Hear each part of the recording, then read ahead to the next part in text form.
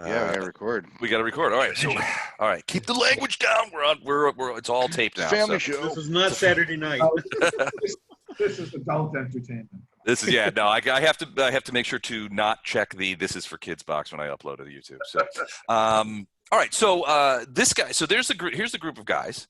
You can see the servitors. This guy sort of in this other room. He was in the room with his friend, and he just kind of comes out, and you see one of the Ursages like, and he says to him, "Get back inside."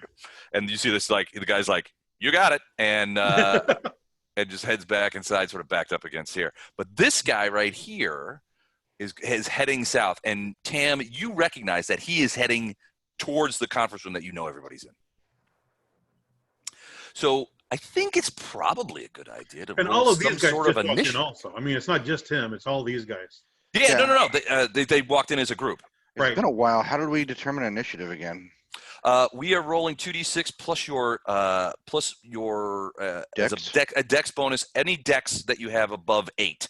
Okay, So if you have a 10 dex, you add +2 to your roll. We're old men. We don't have anything. Okay, so I gotta 2d6. look. I gotta look at this. What is? Yeah, hold on a sec. I gotta figure out. So you need to know which one's your dex? Did anybody move to my? Which one is my dex? Is it the second? No, It is the second one. Yep. Did anybody move to my character sheet that I created? I created a newer version too, and I can send it. Yeah. Did you guys see that? I don't remember seeing it. Oh, excellent. Oh, I guess Les, I could share a screen for a second when you get a moment. I can. Yeah. You want to? Here, I can. I need to make it a open doc versus the on my screen, but let me know when I'm ready. I'm ready for my close-up, Mr. DeMille. Okay. You should have share. You should be able to share. Okay, so 2. Or you can shoot us so we die. Oh shit! Nice natty 1. That's solid. All right. Let's get these in. All right. But Good Lord, one- I've been away from my computer for a couple of days. I can't do anything. Share screen. Here we go. hold Oh on a wait, second. we have already rolled. This is All right. not. This is not correct. Oh, yeah, that's the last thing we did. That's the last thing we did. So let's use those instead. Okay. Yeah, So I like that. this is what I created here. I couldn't find a good traveler character sheet as we talked about before. Save our lives, and I was getting confused of how these are running. So I created something that was thematically correct to the time, the era. I'm just not 100% sure. And so made a place for your character ID, all your stats, your gear. Let me scroll down here a little bit.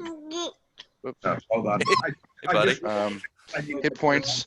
By the way, I have a hit point -4 from an alien bite. I think I got that healed up by now, right, Les? Yeah, you did. Pretty sure.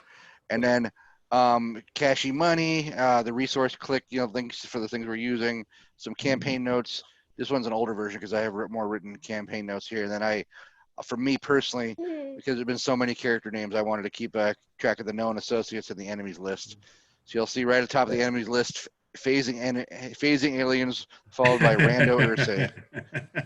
I think the Rando Ursay are about to become #1. I like that he has some bills on it. Like not all bills, Not all some bills. Not all bills. No, notice there are no Stacys on the list at the moment. But You guys haven't Bill met that many Tiefling, Stacys yet. Bill Narragassett, And Big Bill are all on my enemies list, as I recall.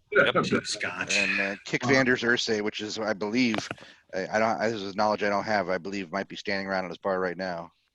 If I even have that name remotely right, I think I did it phonetically from what you told us. Kykbandirz, yeah, it's a B rather than a V, but you're close. Okay. Can I jump in for 1 second? Les. Sure. All right. I jumping out. I did not show up on the tournament. I'm putting in right now. All right. So let me close this up here. How do There I? we go. Got it. I'm all set. Good Lord. Are you offering to send that, Matt? Should be Yeah. 10. If you want to see, I I will. only did because I forgot to click. So I'll Is put this I'll Josh put it in here? email. I'll put it and I'll send it to everybody. Okay. There it is. Les, I feel like a moron tonight. It's been a while since I had this. How do I? Okay, there's stop sharing. How do I There give we you go. back control? I just take it. All right. just take it. Just take control. Okay. So Josh, is this your character right here that's coming over to kill everyone? This is Yeah. my character. Oh, okay. That's my character. That's what you're saying. No, he's not here. He doesn't really know who you guys are or what's going on. But one of you he actually knew from the service, he realizes. So, yeah. So that'll come up. Okay. All right. So Les? Yeah. I don't look like this. you look like see that could hurt you. Okay. Leave it that way then. You sure? I mean, I could switch it out. No. Well, because you were as Gawker the last time you met Kykbandirz. Oh, that's right. So I didn't want to be Gawker this time. Right. So Okay. we'll let you skate on that one. All right. So first things first. This guy is sort of hot stepping it down here. He gets to here, and Mehmet, you can see all this. As can you Jazz. That this guy comes up and he basically he slings his weapon, it's a shotgun, and he essentially reaches into a pocket that he has. They're not wearing military uniforms or anything like that. It's mostly like certainly utilitarian clothing in blacks and grays, but it's definitely not military. There's no insignia on it or anything like that. But he reaches into one of his pockets and he pulls out something about the size of a quarter, and you see him sort of like plant it against the door right there. The rest of these guys are sort of moving forward. You can see a couple of these guys are taking up sort of defensive positions. One actually kind of comes around the side here and moves to there. The other Ursay moves down a little bit, and then Kykbandirz kind of comes over here and actually passes you and sort of goes over into this doorway, and you hear him yell out, "Let's go!" Sort of behind him. To people in here? Well, through that door, yeah. Are we hearing anything less, or is this a soundproof room? No, not yet, Well, you're not. yeah, you're not hearing anything. You guys are in there, and yeah, you're not hearing any of the activity going on outside. You're just all you guys know inside is that your neural lace is turned off, and the doors will not open for voice recognition. Okay. And I can't communicate with them. Ms. Yamazaki is quite distressed. I noticed Yamazaki does not have a initiative on the list here. Do you need to add her? Or She is, well, yeah, I probably do. I'm going to go ahead and add her. Let's do I this. figure you're going to need to know when she moves. Okay. I keep trying to do it on the Zoom too. It's just like, It doesn't work well there. no, it does not, which is weird. Yeah, they really should fix that. They should do, they should make this, Yeah. they should just make this a better game. Okay. So, all right. Miss Yamazaki is on the big board, and we go to our newest and best friend, Josh. You're up. Jazz is up. What do you do? Yeah, right now. So I see this happening. I step up to the guys that I'm meeting with and say, "Hey, any idea what's going on?" And whisper to the guys. And they say back to you, they're like, "No, this is not supposed to be happening." They look Flummoxed. nervous. I say, "Well, I know one of the guys from back in my Marine days who just walked into that room, and he's a good guy. I don't know what's going on here, but I certainly don't want to see him get hurt. So You can't possibly talk about one of us. back me up." Yeah, I do. I know one. It's a good guy? So your guess is that both of these guys may or may not be armed, but if they are, it's subtle. So they don't want to get into a gunfight, so they're like, what are you going to do? Yeah, boys. I say, and now, so only the one guy is down by the door at this point, right? Right. Yeah, and he's fiddling with what your guess is some sort of explosive device. Yeah, but I can tell because of my background that these other guys came in. I saw it. They came in with him, and I can see who the guys are that came in with him. Yeah. Okay. So here's the thing. I carry a handy dandy tranq grenade. Okay. With that. Yeah, but I don't know so the tranq grenades, what is it? It's like 3 meters or 5 meters. The range? Yeah, the range on it.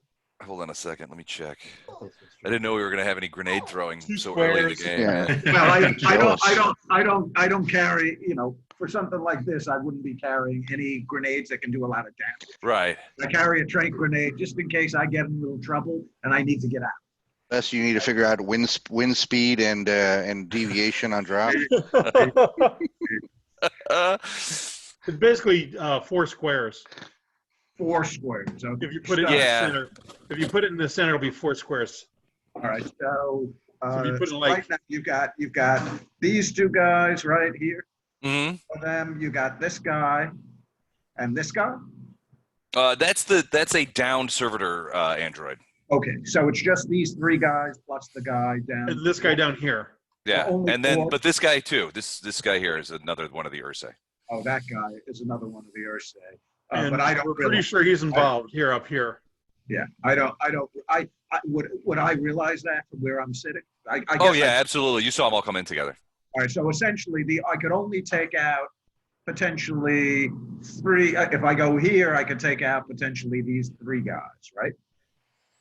No, it's Not big. so. Yeah, it's and too is this big. a So if wall? you're Is talking this a about a divider? Oh, it's 4 squares. So yeah, it's a divider, but it's not head high. It's like maybe 3 or 4. It's like maybe 1.5 meters high.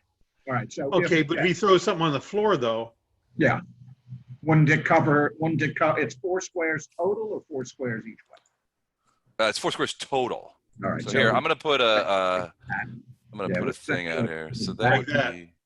Yeah. So it doesn't look like I can get. It doesn't look like I can get 3 guys with it. Oh wait, I think. Well, I'm thinking 15. I'm going to use the 15-foot radius here. This is probably for a grenade. 15-foot radius. Yeah, okay. Yeah, I think that would be. I think that'd be. So I'm going to give you. So Josh, I'm Control. going to give you control of this so that you can move it. Oh shit! Oh, everybody's got control. Did you move it? Yeah, I moved. Yeah, I want to move Okay. it. Just kidding. Just kidding. Where do we? Wait, maybe we need another grenade, and I think probably it goes right about there. That's where we want it. That'd be a perfect plan. Is there a roll I have to make for this? Yeah. So basically it's a roll.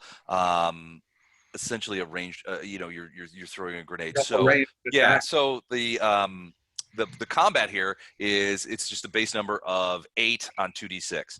So if you pick, I'm assuming you want to put it like right here in the center. Yeah, I do, but I want to do it in a non-obvious manner. Okay. Right? So It's fairly dark in there, so unfortunately there's no couch, because the great thing to do would be to try and drop it onto the couch so nobody can hear it. Yep. Yeah. But there's no couch. So yeah. Okay. I mean, I want to drop it in as gently as I can possibly drop it in. So like it's just something like this. Like kissing a baby. Like kissing a baby, like kissing your sister. Like a baby, yeah, All right. like beanbag toss. All right, gotcha. All right, so what happens is you roll 2d6. You got to get 8 or better to hit the target. If you miss the target, it's still a grenade, so it's still alive. So what we do typically, do I get a plus? Is there a plus? I'd have to look at your skill set again. Hold on a second. Maybe. Yeah. I don't know that they have an actual skill for Yeah. So for grenade tossing because it's Yeah, totally omitted in this. would it be dex? Would it be maybe an extra one for dex? That would be the most likely, I would think, right? Dex, yes. Yeah, I would say dex. So if your dex at 9, then you get a +1. All right. So let's see if I can drop it in. So Yeah. before you do that, if you do miss, we got to figure out where the thing goes. And usually how I do it is D6 and D8. D8 for direction, D6 for distance. Like it just pings something and bounces or whatever. All right. Here we go. It's really fun when it Ready? comes right back at you. Oh, yeah, Yeah, let's do you guys better keep your fingers crossed. Here we go. Voila! Oh, There it nice. is. Very nice. All right, so right on the target. It's about as good as I can roll, and probably good enough that they may not have heard it. It's a grenade, so yeah, it kind of pops down there. And it goes off. Boom. So was there any specs on the trank grenade? Yeah, I think there was. I gotta go back and look. Okay. Hold on, I gotta pull it up. Normally, Full this of would nap time. require an endurance check from these guys to try and sort of like fight off the effects for a round. You know what? Actually, can you give me? I think that was the tranq grenade on the traveler. I think so. Yeah, it was. Yeah, it was on that book. Yeah, it's in there. Let me find it. Sorry, I didn't have enough time. I put a lot of them in here, but I didn't have time to put that one in. First night up, ruining the game. I know. That fit right in. Bear with me. We take 15. Hold on, grenade weapons. All right, so figures, right? Tranq, here we go. All right, so Tranq TL8, range 20, damage special. So creates a it's a difficulty 10 endurance check, and then unconscious for 1 D plus 3 rounds. So I got it right here. So so these guys, so those 3 guys have to make endurance checks, which means I have to find their endurance. Where did I put that? We have endurance? Yeah, it's the 3rd one. Yeah, you're right. Come on, this is a real game, dude. Yeah. All right. Except so for using the shooty stuff. I haven't been looking at my stats. We'll do the Ursay first. The Ursay Ghazi. His endurance is B, so he gets plus 2. No, plus 3. So here we go. Roll up, baby. Roll up. And it's got to beat a 10. Yes. Does he have to beat 10 or get 10? He has to get or beat. Yeah, get or 10 or higher. 10 or higher. 10 or So he's fine. Although he's got his big hairy paw over his mouth, and he's like looking around, like, where the hell did that come from? Then we got Hong, whose endurance is -1. This isn't gonna. He's probably heading out. Hong. 8. Yeah, he's so he goes down. Let me go. I'm just gonna move this back real quick. Hong is down. Hong is down. This one more. right there. And then Robinson is 8, so no bonus. No bonus. Ooh, he goes down too. So 2 out of 3. You got 2. Oops. You got 2 of the guys. He's excited. It's exciting. Hey, believe me, I feel the same way when This my is guys very exciting. Yep. So there's a big cloud of this green gas.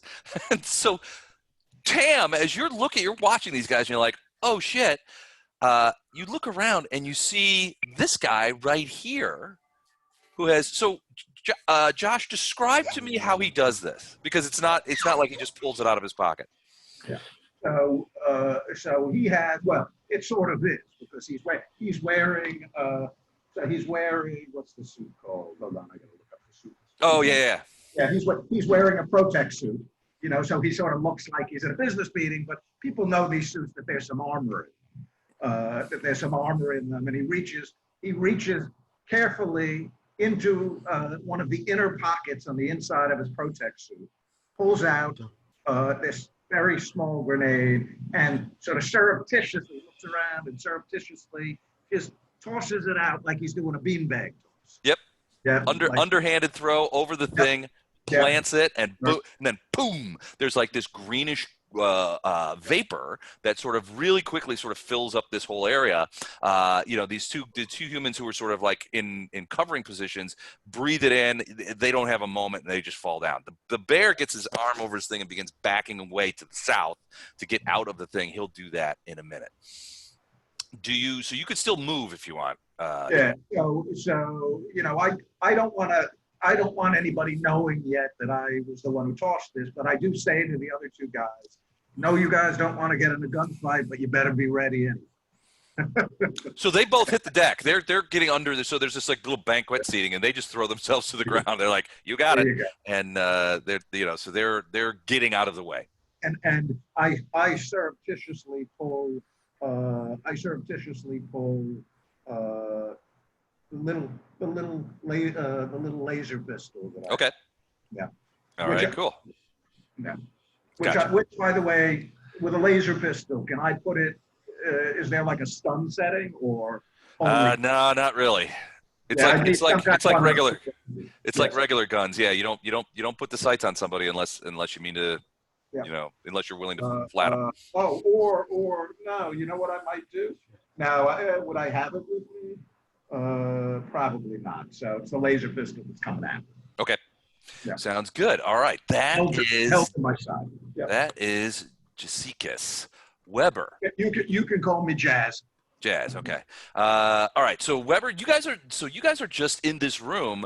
You don't really know what's going on. You have no communications, and the doors are not responding to voice activation commands. So what do you guys do? I'm assuming you guys are sort of looking around at each other right now, like, what the hell?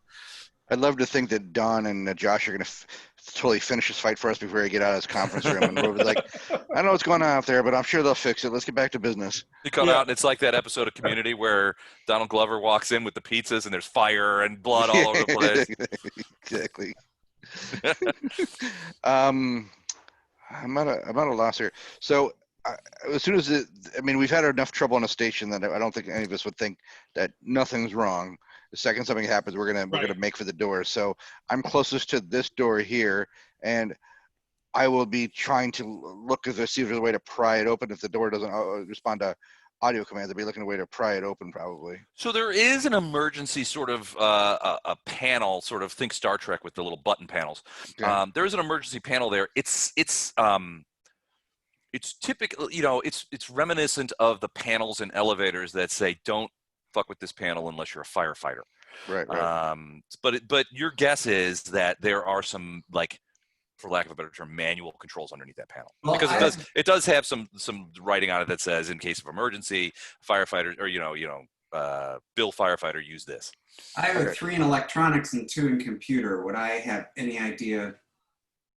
Oh yeah, I mean, go ahead and throw me an electronics roll. And as I recall, we're all armed lightly because we weren't trying to attract attention, because we've already had enough trouble on a station with various gunfights.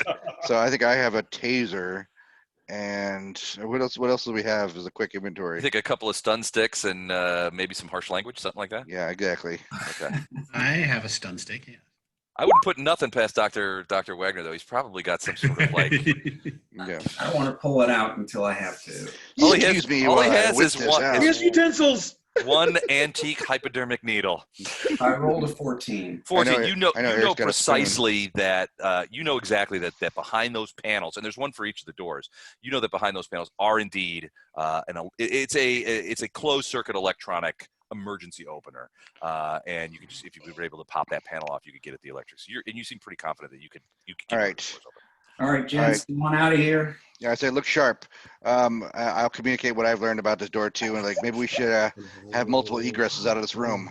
Can you, Milagrosa? Can you, or Dr. Wagner? Can you check the door behind you, or maybe that door behind what Ren there? I thought I was Dr. Jekyll.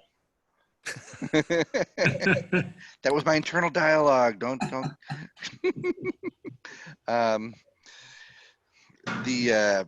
So I'm going to communicate that we have multiple egress. We should open multiple egresses here because we don't know what's going on outside. But I'm fiddling with this door. Probably nothing. It's probably just a unrelated incident. Probably just your random fishermen out at night in a pleasure Night cruise, fishing. eel-infested waters. Yeah. It's just putting at night. All right, so you're gonna try and pry that panel open and get that panel open. Yes. You don't have any like mechanical or engineering? No, I have a lot of skills, but I'm more of a talky kind of person than you with all them fancy stuff.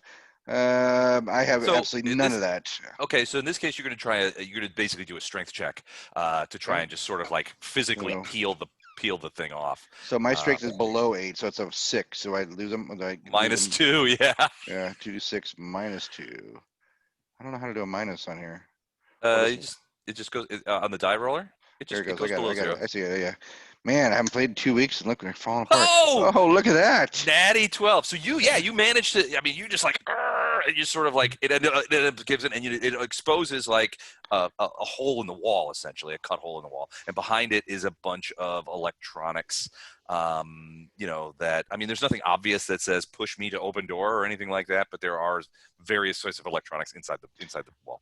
I'm gonna Han Solo the wires, just jam them all together until something happens. All right, but you'll have to do it on your next turn because it is now Dr. Wagner's turn. Okay. So I'm going to take a hand vote here and see what everyone thinks. Do we keep the doors closed, so I can disable them and keep them closed so we can fling them open when we want? Or do I just want them to, or do we just want them to fling open and we escape without the egrets?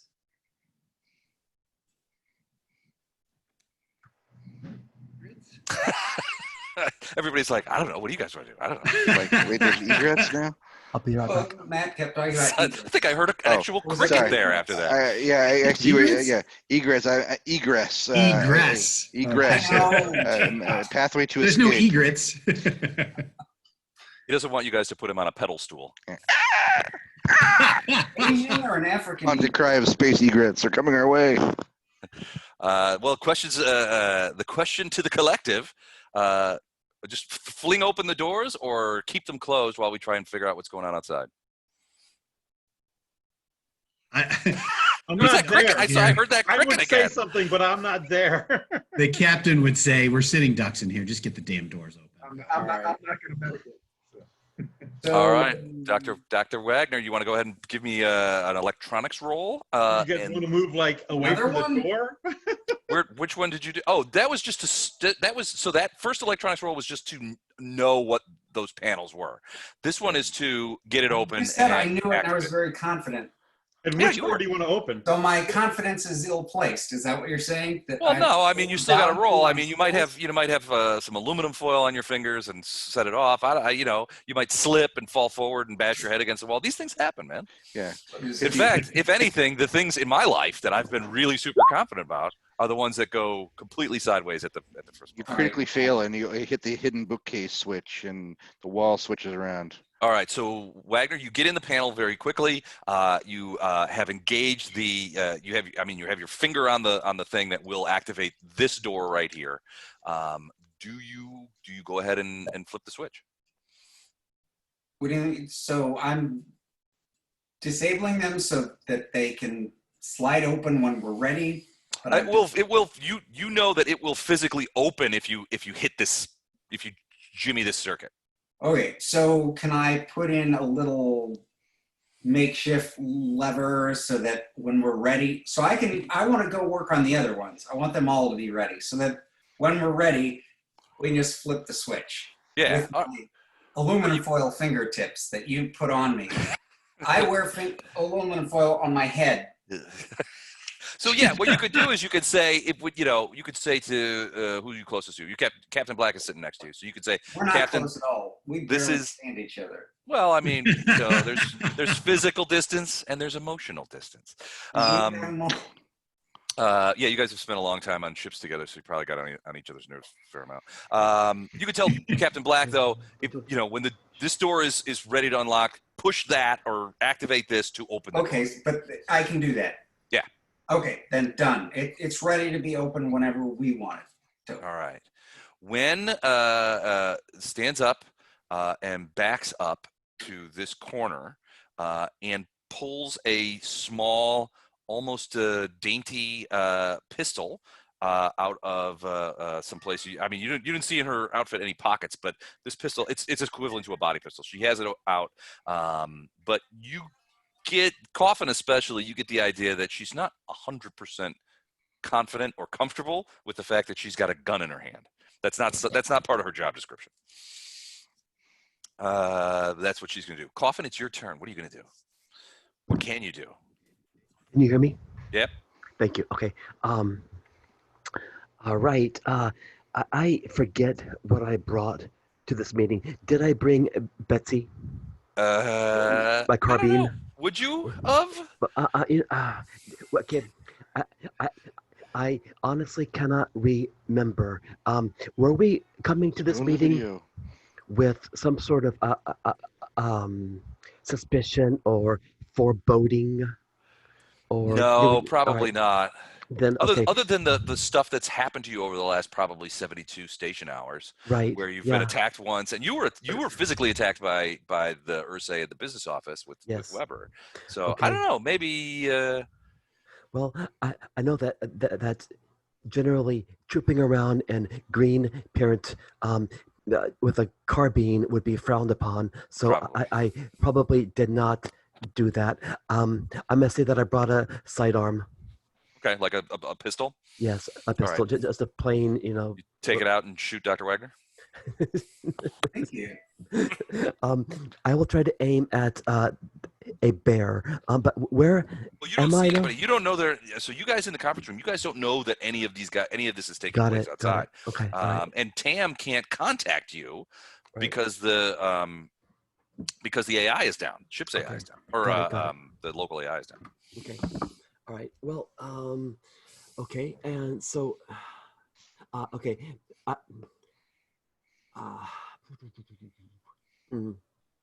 What do you think? Hey, buddy. Let me Hi. see. You know, I will look The over. kid's face. He's like, this is very dubious things going on right here, right now. My dad's some sort of criminal mastermind. Okay. Oren, this is Traveler. And Hi, Oren. These are Daddy's friends. Mhm. And Well, Well, What the heck? Who are these scary people? okay. So All of a sudden, you hear them yell out, "Nerds!" So is the door to the west? Is that open now? No. So Weber got the thing open, but he's baffled by the electronics inside. He doesn't know what to Okay. do. Now, All right. Dr. Wagner has you heard Dr. Wagner just tell Captain Black, this one's ready to open. Do this, and it will open. I'm gonna go unlock the other door, and he's headed that way. I think I have some skill in electronics too. Okay, if you do, then you can say, "Get out of the way, Weber. Let me look at that." Just Yes, sir. hit him with a spoon. I'm just proud of open a panel. I got. That was a hell of a roll. I got electronics 1 and mechanical 1. Okay, electronics 1 would be applicable in this case. You can go over there and I will try it out. and peer in there. And go to my dice roller here. Where is my dice roller? Hang on. I'm sorry. Where am I? D2d6 plus 1. I roll an 8. 8 made it. So yeah, you know how to get this. You suss out how to get the door to open. Okay. So here's the question: do you open it? Because activating it will automatically open the door. Okay. I'm gonna say no. You're gonna hang I back. don't know what's out there, but Okay. I say, all right, friends, this door is ready to go. Can I put my ear to the door and try to hear something? You're not ahead of me anymore. Sure. Yeah. Yeah, you can lay your hair. Yeah, go for it. All right. It's like that scene in Clue. Let us in, let us in, let us out, let us out. Oh, No, great. you don't hear squat. It's a pretty thick door though. Okay. All right, great. If only they had my tactical acumen less. All right. Okay. I've got my I'm gonna pull out my sidearm, check it, make sure the safety's off, check the clip or the magazine, and I'm just gonna be ready to go. And I think we should choose a door and all go. I don't know. Shit. You know what? It might be good if we all went out separate doors. Hey, is that a rear door to the east there? Yeah, next to Wen, that's a door too. Yeah, I'm with you there. I feel that we should have multiple ways to move it around. We don't know what's going on up there, and we don't know Right. who's coming which way. This is definitely a death trap we're sitting in right now. Yeah, it is. I do think we should vacate this room stat. But I have no idea of knowing which door to go out or if it's safe to go out at all. I am deaf and blinded here. So is the east door open? No, the one that Wen is standing next to. No, it is closed. Okay. But you can see that Dr. Wagner is making his way over there. Got it. Cool. Okay, great. Okay. Well, since I would not be able to see what looks like a bad guy lurking outside the west door, No. I'm not going to be able to make a good call about which door to go out. This is a case of not enough information, and of course, information is almost always what we all need most. Yep. All right.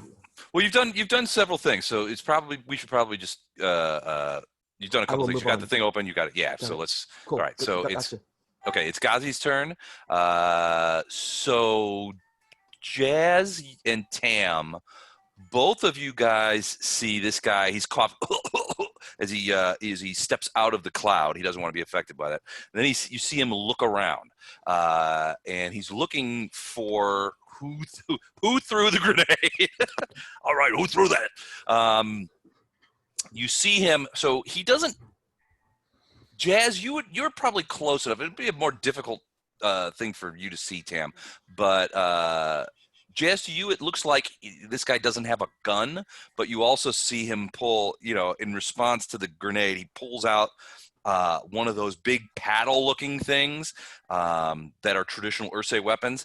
It's called a Makua-Huitl, and essentially it's a big, but this one is not traditional. It is made of metal, and it has those chips in it, which look to be of some other metal, and you see him activate some sort of control on it, at which point the entire blade portion begins to glow with sort of like an energy field around it. So he's got this in his hand and he's looking around. You don't get the impression that he has figured out that it was you that threw the grenade yet. He's sort of looking around at everybody. But he also, once he gets that out, he moves a little bit further down here and he's watching sort of to the northeast. He's sort of side-light going out because he knows this grenade came from somewhere. He doesn't know where it is. So he's trying to figure it out. All right. You hear Kykbandirz say, "Hurry up!" And you see, Tam, you would probably see, oh, wait. They can't come out through that door. That's not a door.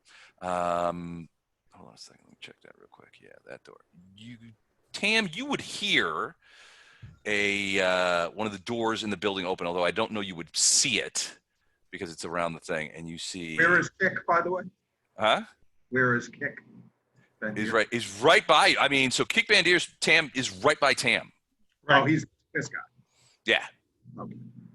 So Tam, you see a couple of dudes. They also have shotguns come out sort of from around this wall.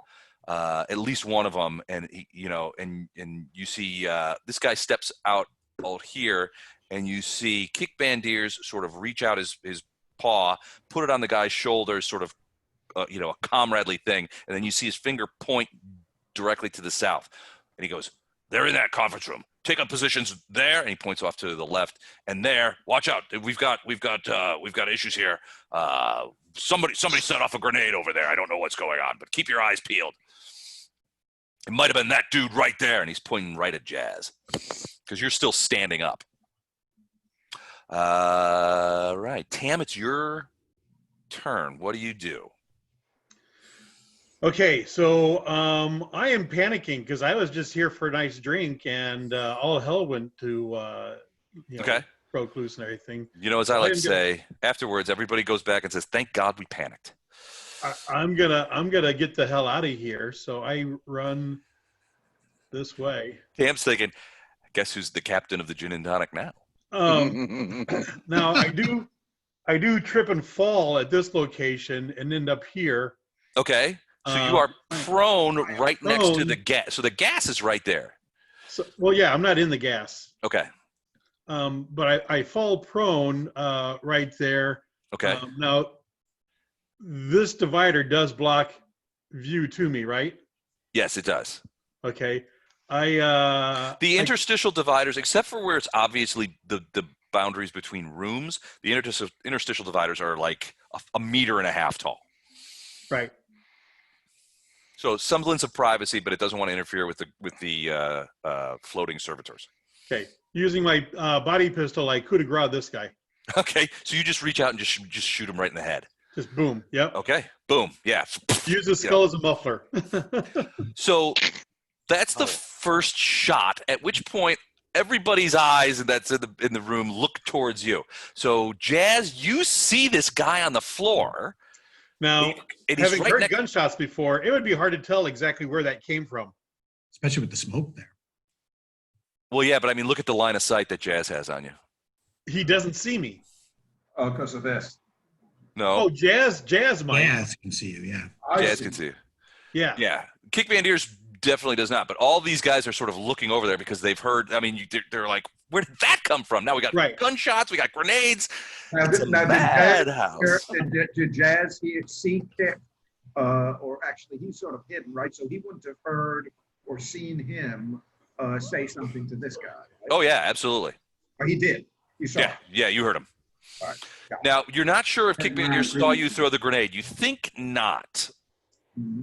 But he's definitely got you in his sights because somebody threw the grenade, and there's not a ton of people in here. But he doesn't have a gun. Kykbandirz, let me see. He does indeed have a gun. Okay. A rifle, some sort of carbine-based rifle. You identify it as like a carbine. It's sized for Ursay, so it's a little bit larger than a human-sized one. But it looks like a slug thrower. It's definitely it's not a laser weapon. It's a slug thrower. Not super dangerous to me. But okay. Still, gotta be careful. All right. This smoke lasts for 2 to 3 rounds. D6 plus 3. And we don't know. So Josh, roll that for your grenade. Oh, sure. Yeah. So just 1d6 plus and add 3 to it. Yeah. I love that Tam just threw himself to the floor and flat out executed a guy. Yeah, right. You saw my note, right? Yeah, I did. Yeah. No, it did not like that. Oh, I love that. do that. I just had to get out of there. Well, I love that. At some point, the cops are going to show up and they're going to say, "Who executed this guy?" And everybody's going to be like, not great. 6 rounds. 6 rounds. Okay, that's okay. That's pretty long time. So anybody who enters into that cloud is going to have to deal with the same issue. Right. Cool. All right. So Tam, that's pretty much it for you. Captain Black, what do you do? Wagner said, if you wanted that door open, just do this, and you're like, okay, I get it. I do this. I open that door. So you're opening that door. You're flat out just opening it up. I'm just opening it up. Okay. Well, you open the door into and what do I see? Well, first I got to get rid of the door. 2 guys with guns coming at you. Well, yeah. So first thing you'll see. I disappeared. Oh, did I? I'm dead. Oh, sorry. You got deleted. You got deleted with the door. Sorry about that. Okay. Now delete the door. And all right, great. Yeah. So you can move back to where you were. You're right there. So the first thing you'll see is, you see. I don't think you could see Kykbandirz. And let me check though. They're too far away. Well, they're not. It's not so much too far away as that there's this thing right in the middle. See this? Yeah. That's right in the middle, and that's. So I don't see him, but I see the other 2 guys coming. Yeah, you see 3 dudes, and they've all got shotguns, and they're moving forward. You can only barely see this guy Diaz, but Thaddeus and Bauer, you can see they are coming forward, and they see you. So you say 3. I see this guy, and I see this guy. Yeah, there's another. You don't see. Oh, it's the shadow. You don't see this guy. There's another one there too. Okay, so it's 3 guys. Yeah, right there. This thing here is a wall, so I don't see anything to the left. Correct. That would go here. All right. Now you see. You probably can see Kykbandirz from there. You certainly can see Ghazi, the other Ursay. Now he has that Makaweedle that's electrified now. Yeah, and he's looking. He's not looking at you. He's looking towards the thing. Give me a. We don't have perception checks.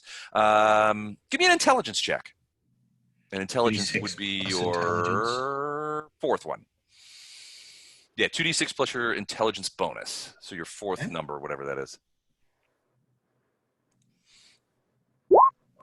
Plus 1, 6. Okay, that did not do the thing. So yeah, you're just looking around and you see there's a big cloud of gas and you just heard a gunshot. Okay. So you're saying probably I do not see this guy. You do not see that guy. Okay. And do I see him? Yes. Do I recognize him? Well, that was what the intelligence check was for. Got it. So All right. not immediately. Well, then that's my turn. Now, Jazz, you see him come out of there and you recognize him immediately.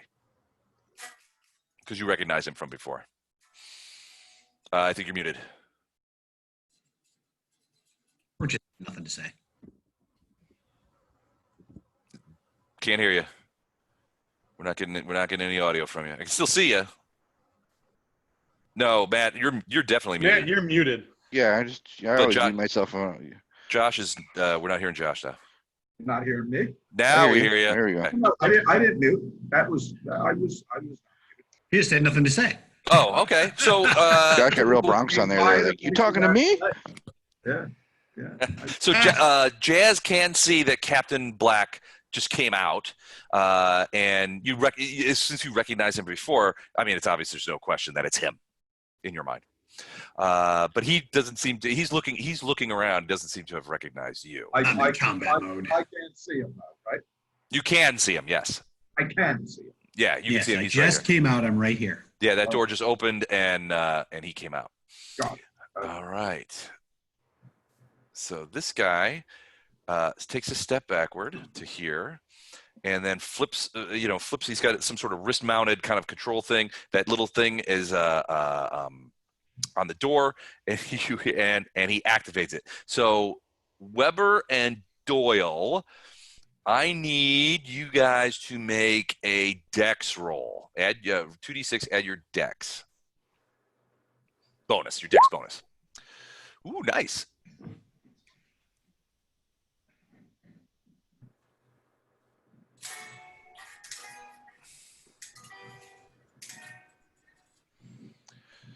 Andrew's rocking out.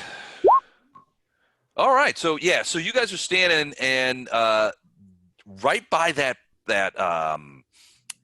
place where where you guys were like working on the electronics.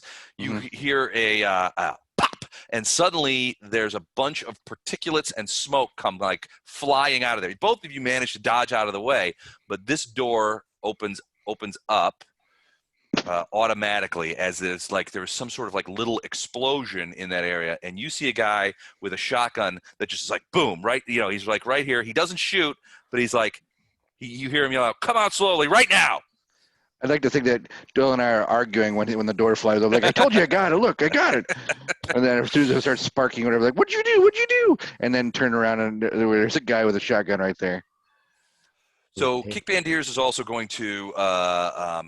He has his rifle in place, and he has it unslung. So now he's looking out, and he's moving sort of sideways to the west, kind of like looking around to see if he see anybody. Is it my turn?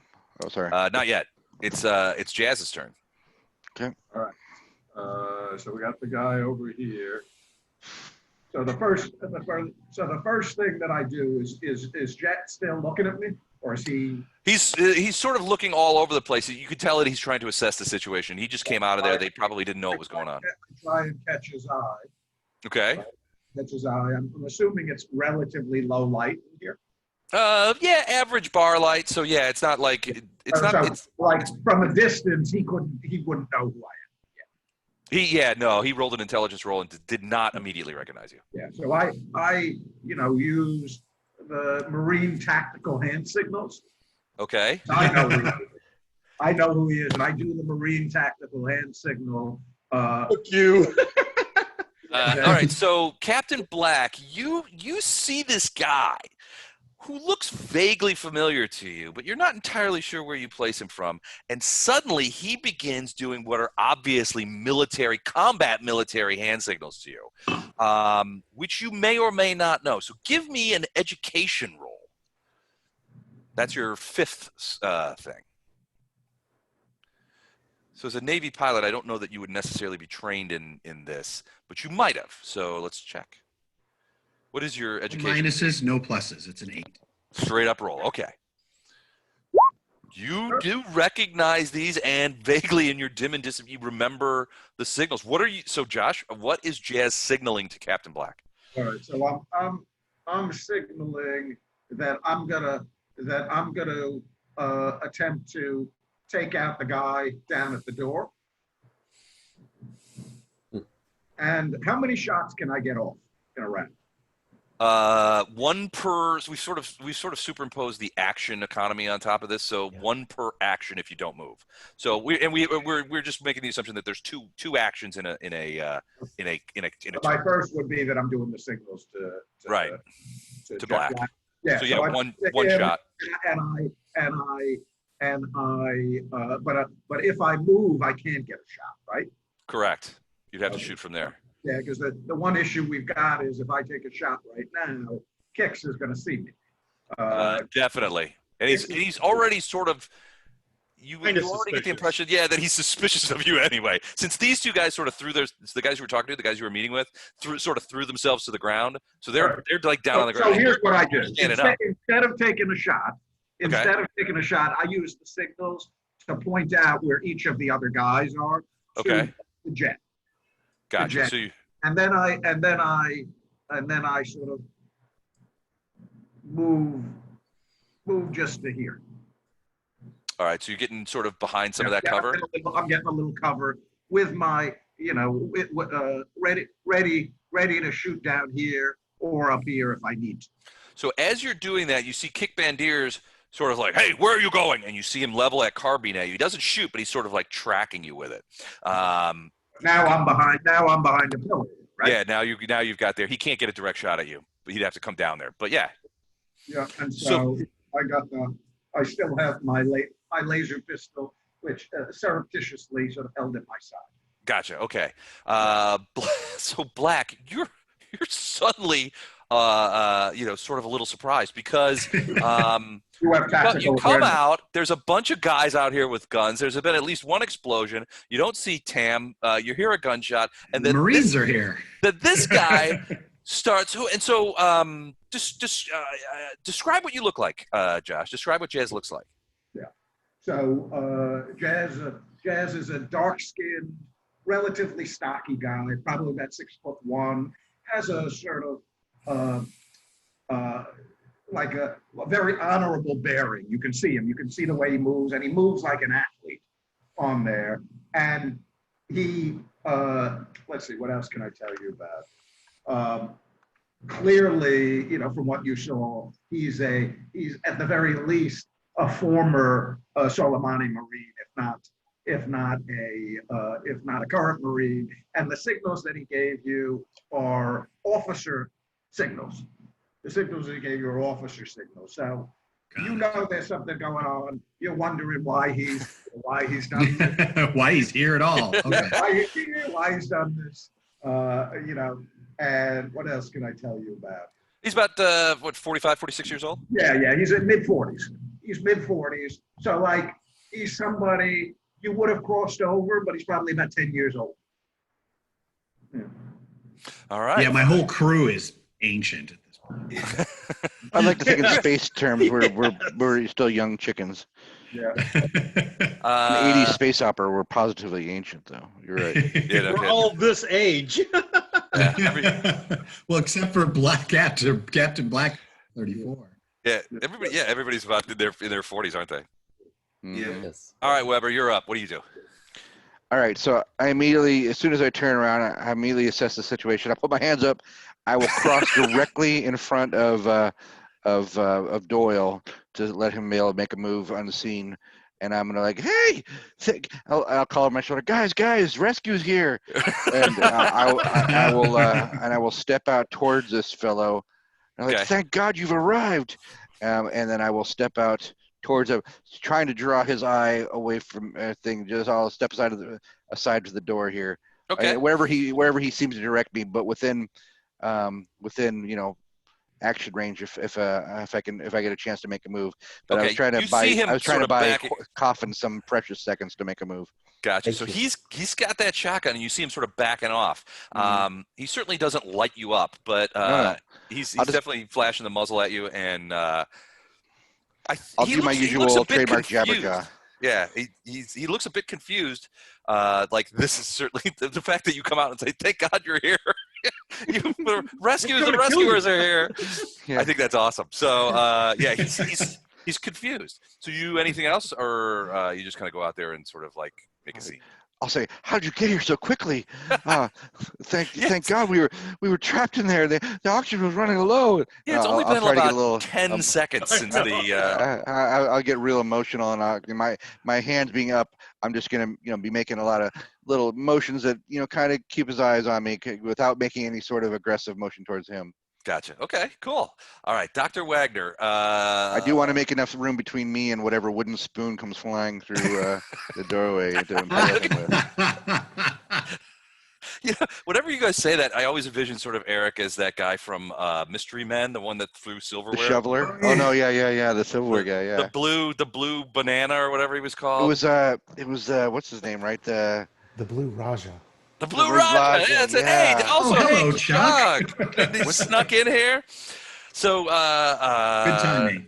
yeah, Yeah. welcome back, Chuck. It's good to hear from you, man. Hey, I want to introduce you to something. Josh Futterman has joined us tonight. He and Don and I, we met each other during a game at Virtual Gen Con that turned into an absolute blowout. And Don had mentioned that we play Traveler once a month, and he's like, I haven't played Traveler for decades. I'd love to join in. So Josh is joining us. So Josh, say hi to Chuck. Chuck's from Houston. He's an awesome dude, but he never lets us see what he looks like. Well, occasionally that's the. Yeah, but it was rare. I think It's better not see We're him. not actually Yeah, sure it was him though. He could have been using a stunt double. And I think the last time I turned my video on, the recording failed. So that's true. It did. that's the power of the witness protection program. boys. That's right. You can just flip the NSA switch. Quite important. Chuck, didn't I know you in New York? Hey, I can neither confirm nor deny that. Les, what game were you guys playing? We were playing Pathfinder, and so it was second edition Pathfinder Society stuff, and we turned at the end of it. Basically, the GM said, "Hey, look, I've GM'd this game, several times for convention. This is the first time any of this has happened." So it was a car wreck from start to finish, but an awesome car wreck. We had a great time. So welcome, Chuck. Glad to see you, buddy. A lot of middle-aged men end up saying that. This is the first time this has happened. I think all the die rolls were either 20s or 1s, you know? Oh, no. And for the first half, it was like most of them were ones like against us, but then there was that key moment where we walk into the kobold place, and basically the kobolds were like, what the hell are you guys doing here? And somebody goes, we're supposed to see somebody upstairs, and rolled like a natural 20 deception check. And then we were off to the races. The entire... We just walked in. And the kobolds were like, well, okay, if you got to see it, that kind of thing. It was great. So, all right, Dr. Wagner. So, obviously, Captain Black didn't do what you told him to do, and just sort of like blew through there, hit thumb the stud, and walked out into what is now turning out to be some sort of weird gunfight. Then you realize that somebody blew a hole through the electrical panel from the outside, and there's a guy with a shotgun over there whom Weber Jix just ran towards, saying, thank you for rescuing us. That's a lot like our Pathfinder game. Yeah. Yeah. Going very quickly and effectively off the rails. I'm the designated face man for the group here. I try to be up front and use my natural charm And whenever charisma. possible. Charisma. I'm a little worried about Weber Jick. Sometimes he gets a little full of himself. So What? What?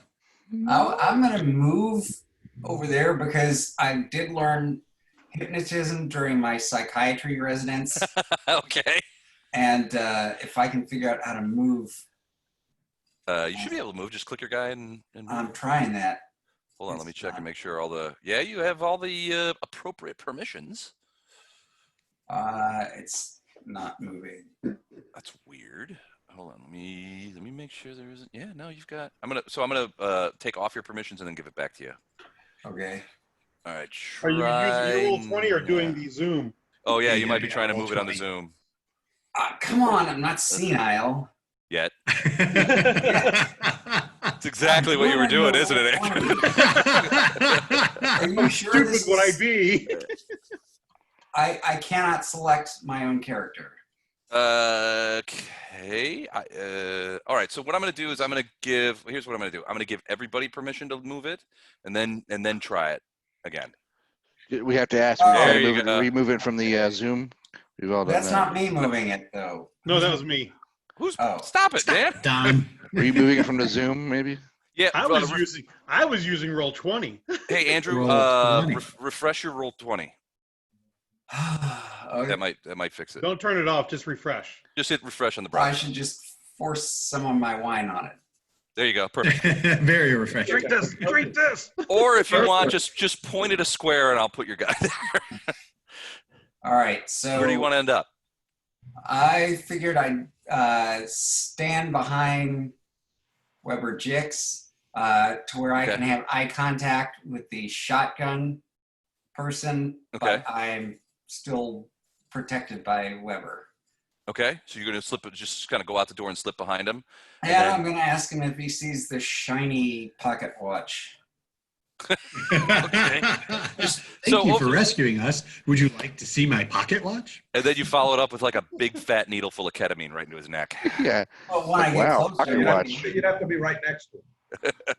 Does this rag smell like chloroform to you? Yeah, can you smell this for me? All right, so yeah, you're there, and you're are you trying to hypnotize him? I am trying to get his attention on my pocket watch. I don't know that I'm trying to hypnotize him. Okay. Hell yeah, I'm trying to hypnotize. You're talking about the Okay. shotgun guy, not me, right? Right. Yeah, Okay. you're already right. I'm already doing my bit.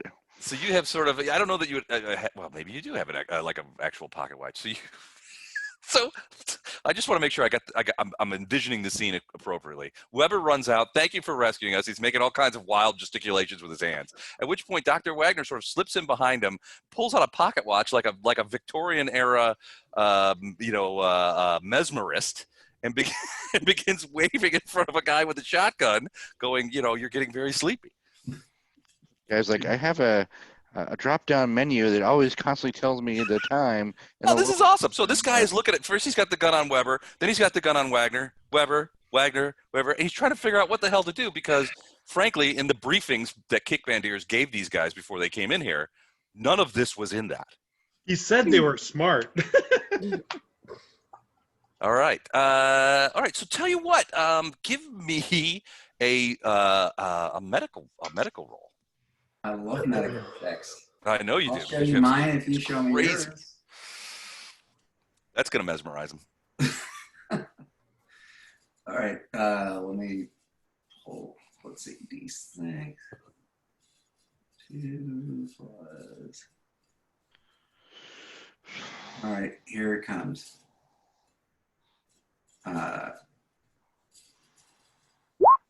12.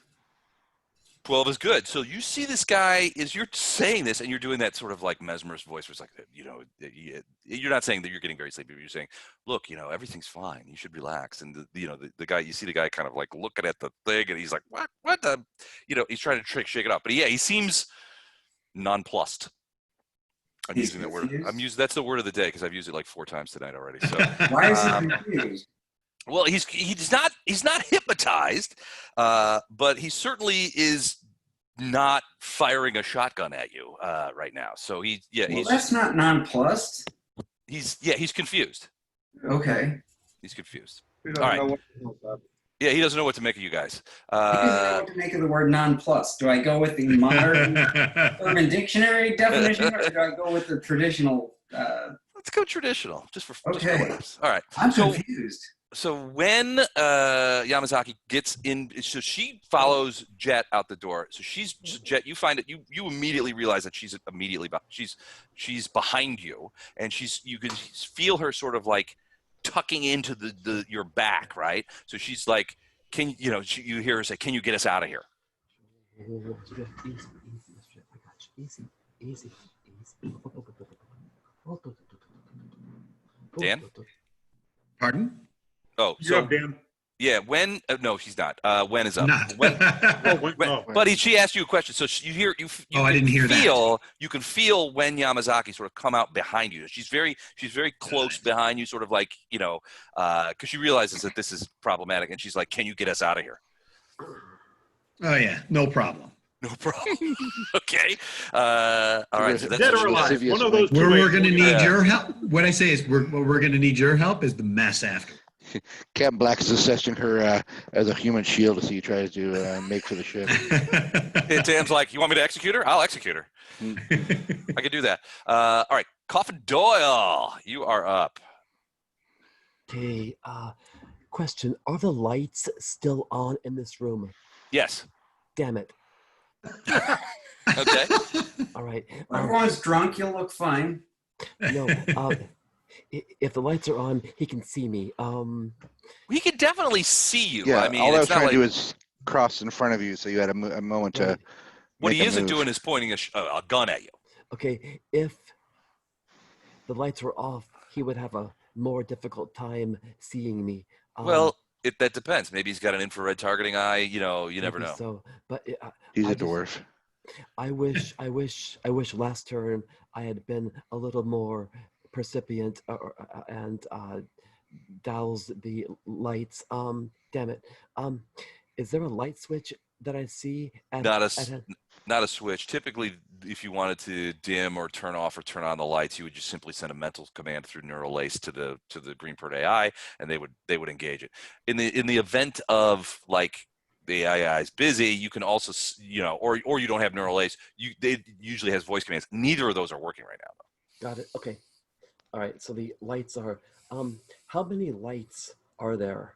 In this conference room, like on the Yes, sir. ceiling, Yeah. there's a series of like probably 5 like sort of can lights stuck in the thing, sort of flat Right. panel lights, Damn. Okay. primarily clustered over the table. All right.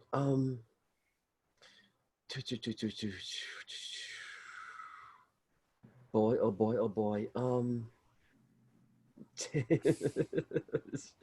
See, Feels like clobbering time, doesn't it? Well, I'm afraid if I start blasting, I'm going to hit Weber or the doctor. It's possible. Acceptable losses.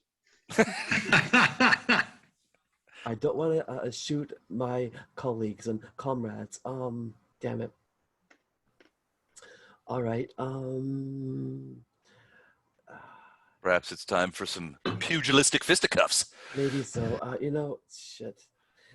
Can I don't want to shoot my friends. Can I leap out and tackle the guy with the shotgun? Sure. I moved specifically out of your line of fire. If I thought you might be drunk, you said you were running a body pistol or something. Yes, Yeah. sir. If you didn't do that, I stepped away for it, so you should be able to launch your way into there. Go So ahead, yeah, Jess, if you did want to shoot, you could step, Coffin. You could make a step just 1 square to the north, and you would have clear line of sight on it. I mean, Weber actually did this quite well. Weber did what he did to make sure that you had the opportunity to shoot if you wanted to. Okay, you know what? Okay, if I look out and it looks like Weber has indeed stepped aside, I'm gonna shoot. Okay, so you pull your pistol, Yes, sir. and you just like boom. All right. Go for it. All right. So what's your make a step up? Okay. Oh yeah, move up to the. Yeah. Hold on. Let me just. I'm gonna go right there. Oops. Here. Right there. Yeah. I'm not sticking to the.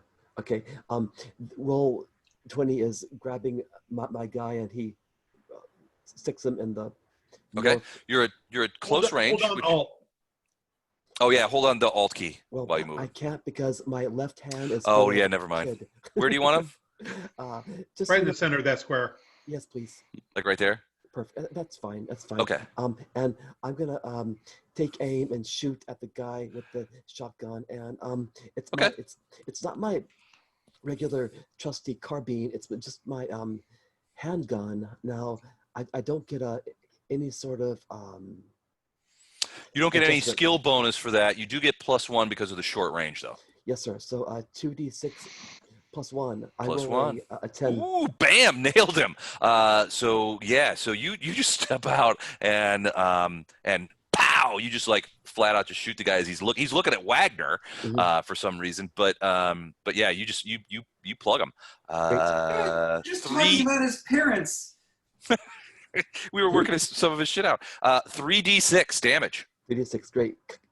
Coming up, let me find that here. 3d6. Damn it. 8 points of. That's terrible. That's not that bad. It's only 1 below mean, so I mean. That's terrible. Charles Barkley there. Terrible. It's terrible. So you just plug him and hit him in the shoulder, and he's like, you see, he kind of gets flipped around a little bit. It's a low caliber weapon though, so there's a little blood. He's certainly unhappy, but he's not bleeding out on the floor. So yeah, you got him, but still alive. Now that shotgun is coming towards you. Now it's a shooting war. His earlier confusion has been rectified. But now it's Ghazi's turn. So Ghazi, who has that sword, can he see you? These are like little planters. I imagine he could. Hold on, let me see if I got line of sight on you here.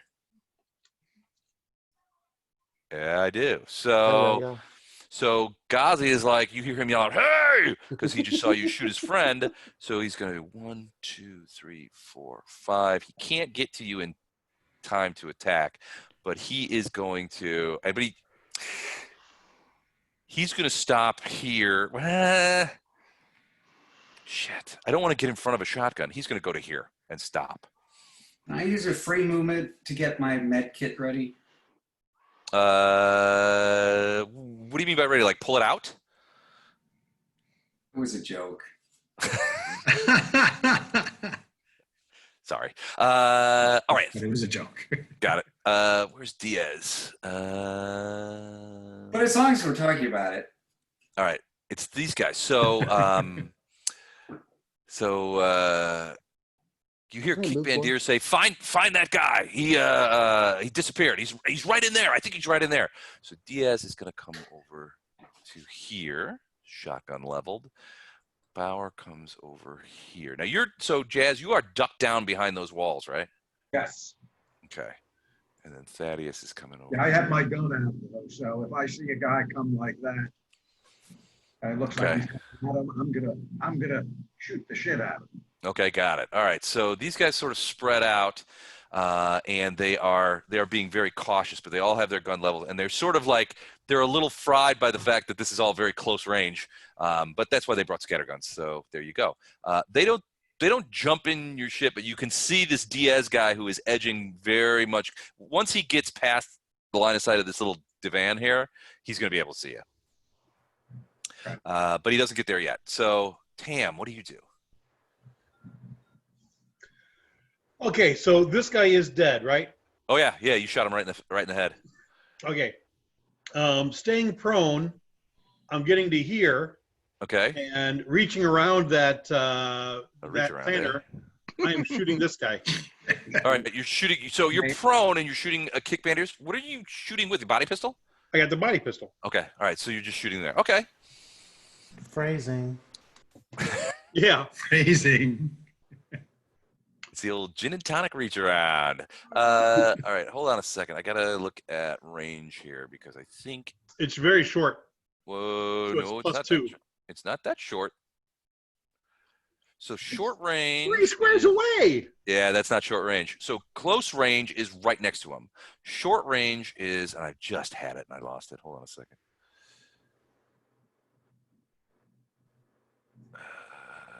Where are you? Damn it.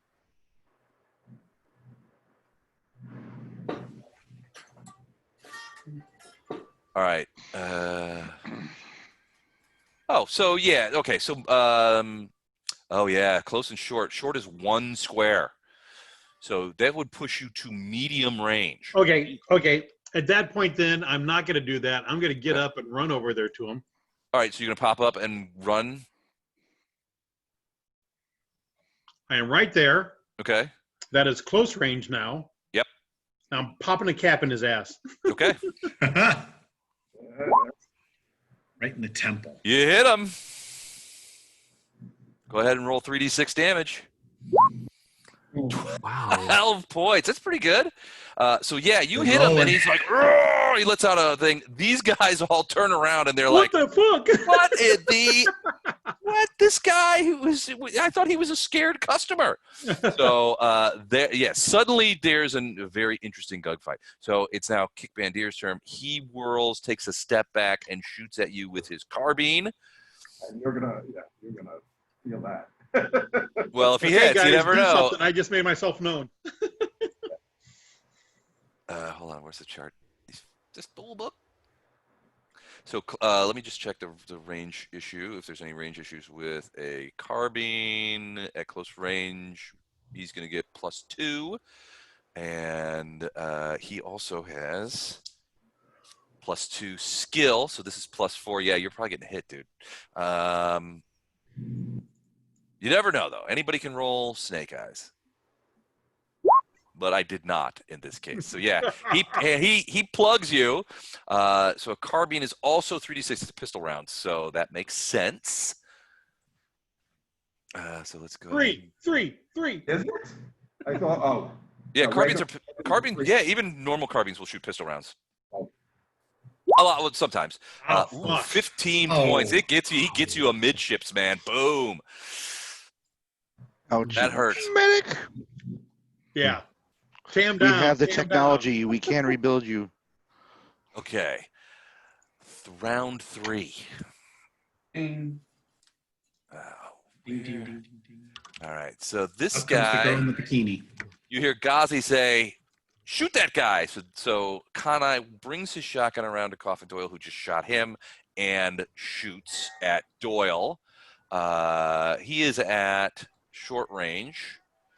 So he gets +1. What does he have? Hold on a second. I gotta check out his sheet. Kanai, where is he? Kanai has no skill there. So just +1. Andrew, you're gonna play us a space ditty. You know, something to All right. Oh, he misses. So Haunting. boom, Woof. and the shotgun blast goes into the wall as Coffin sort of dodges away. Pieces of that wall sort of go flying, but the wound that you gave him, Coffin, is in his shoulder, and it obviously affected his name. And he's rushing because he's just like, somebody shot me, and everything's happening at very close range.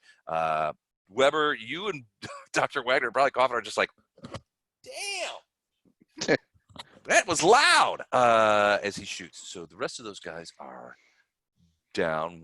I forgot to deadify this guy. Hold on a second. He's dead. All right. Jazz.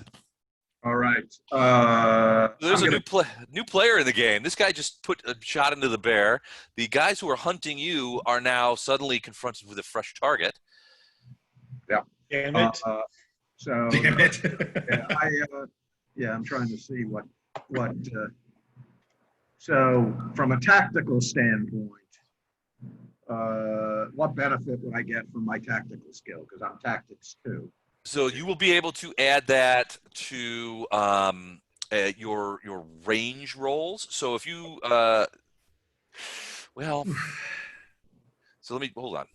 Let me see what tactics skill is, because I'm vaporing here on it. Let me see what the skill says it is, and see if we can have an application. Okay, wait a second. Where is it? Tactics. Okay, individual has training experience in small unit tactics. The skill is not to be confused with strategy. Oh, okay. When small units encounter hostile forces, which this is, tactical skill can provide an advantage in gaining victory or reducing that after. Because tactical skills intangible, the exact results of the battle are left to the referee. Okay. That's great. Welcome to Traveler. Yeah, that's what I love about this rule set. It's like whatever you think is probably okay. So what I'm gonna say that it gives you the opportunity to apply it in different ways. So if you want, you can apply it for, like, if you were to yell out to Tam and say, "Hey, get behind cover," you would have you could apply it as a bonus to convincing him to do that. If you wanted to apply it to range, you could step up your range increment by 1 because you're tactically. If you were evading somebody, you could say, "I want to use my tactics there." So, if I stayed in one place, since I have tactical awareness of where everybody is, right? You could use it for that. Would that give me maybe one extra action?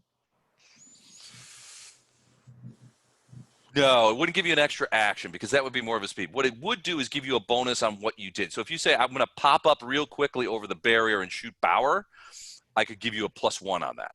All right. So, but if I stay or whatever your tactics is. If I stay where I am, I could get 2 shots off, right?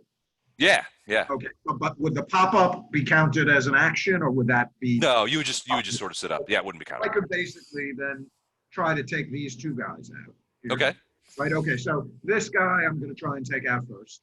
Okay. I'll use the tactics that pushes me from short to what do you call right next to him? Close. So Close range. So what gun are you using? You're using the laser pistol. Okay. So let me check the ranges on that. Love these rolls. You're probably at short range anyway. Use your own best judgment. Thanks. Yeah. Thanks, Games Designers Workshop, for nothing. All right. So I'm gonna use the automatic pistol rules for this. So yeah. So you would get +1 for range. Okay. Yeah. Okay. Less. Yep. I think And I get, yeah, I mean, I included, like, because it's so screwy. I had included lasers in you know, as one of the energy pistols, but I can switch that just to laser if you want. I figured because he's a highly trained Marine that he would have had experience with. They're quite similar. So, yeah, absolutely. So I get a 2 from that, a 1 from the tactical bonus. So that's 3. Anything else give me a bonus to hit? Well, you're close range, so you get +1. Yeah, no, I have it. Oh, you got that factored in? Yeah, whatever your pistol bonus is, whatever your skill bonus is. Oh, you already factored that too, didn't you? So I got that. So it's 2 + 1, and then I have the targeting eyeball augment. Do you know how much? That would give you a +1 as well. Okay. I'm singing Inspire Courage. Plus 4. +4. Yeah, 2d6 + 4. That's what it is. All right. So let's do that. Let's see what we end up with here.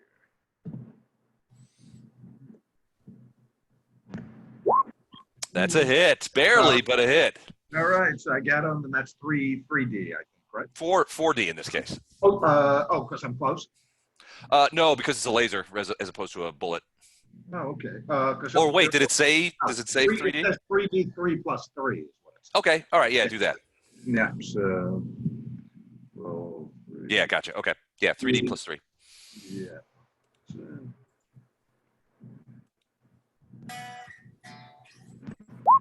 12 points on 12 points of damage. The laser takes him pretty high in the abdomen.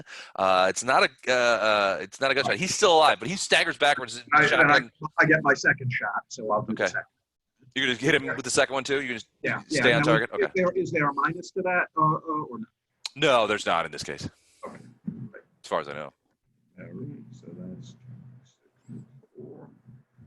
Let's hope I don't roll up. Nope, he's gone. I don't think he can survive, right? Because it's 3. Your minimum damage is going to be 6. So yeah, he's only got a couple of points left. So yeah, the second one takes him right about the bridge of the nose and just sort of like burns a hole completely through, and you can see, you know, there's that incised tunnel, and you know, in his face, he drops to the ground with a crash. All right. That should probably, other than like yelling something, there's nothing else I can really do. Right. So I do. Can Jet still see me, or he can't really see? He can see you now because you're sort of standing up on that banquet, you know, leaning over. I give him the Marine tactical signal for 1 down, 3 left up here, and I'm pointing you in this area. So Black, give me another quick intelligence roll. Okay. What we're always see that you think he's saying read between the lines.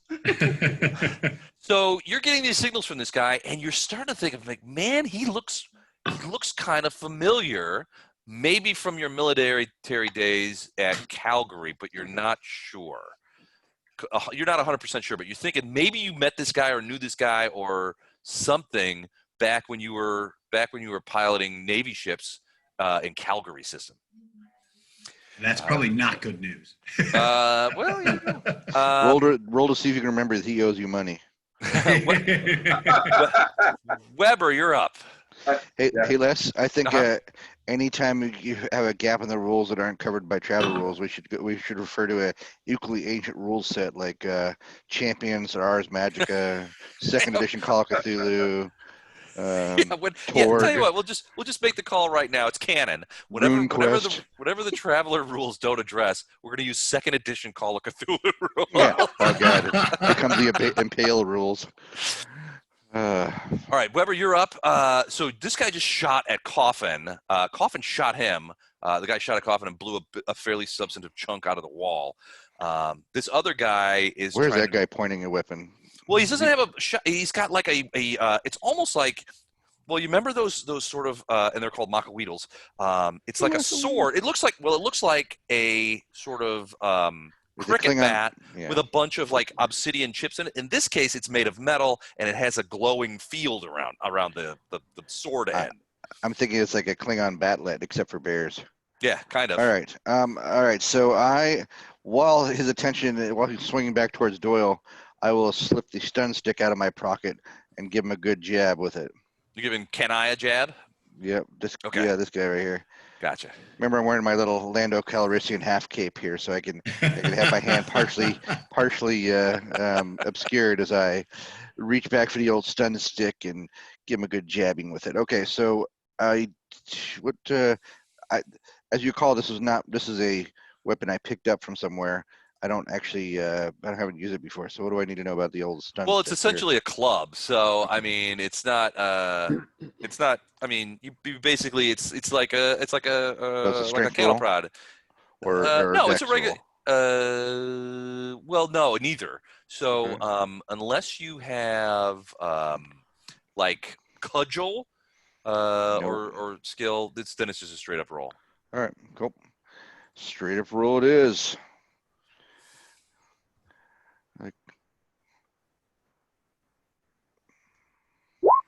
Miss. So you manage. It gets caught in like the folds of his of his clothing, and you fail to deliver the stun. Okay. But it goes off, and he looks at you, and he's like, "Hey, wait a minute! I thought I was rescuing you." You know, that kind of thing. I'll give him a little half shrug, like, "Hey." Just had to join in. Yeah. Hey, Les. You can still move, yeah. Okay. I seem to have disappeared from the turn order. I think I got skipped. How did that happen? Where do you remember what your 6. 6? Okay. All right, we're gonna do you after Weber, and then we'll come back to you. 6 Okay. is where Don is too, right? Yeah. Okay. I should have gone after Don before. All right. So Okay. where I'm standing, I'm in a blind corner, right? There's nowhere for me to go except past this guy. Yeah, it's just the end. It's the back wall of the bar. Okay. And he's got a Or shotgun. you could try and jam him with that stun stick again. Yeah. Well, I'll do and that. Matt, what is your strength, by the way? 6. It's not exactly my. Oh, Yeah. okay, never mind. In It never travel works world, out. yeah, exactly. I have like little velociraptor arms. I can't be grappling with people here. All right, here we go. I'm gonna jab him again. Okay. Oh, Another I can miss. jab myself. He dances backward, and he actually, as he's racking another shell into the shotgun, he actually hits the stun stick with the barrel of his gun, knocking it down. He doesn't knock it out of your hands, but he's knocking it away from you. Him. Okay.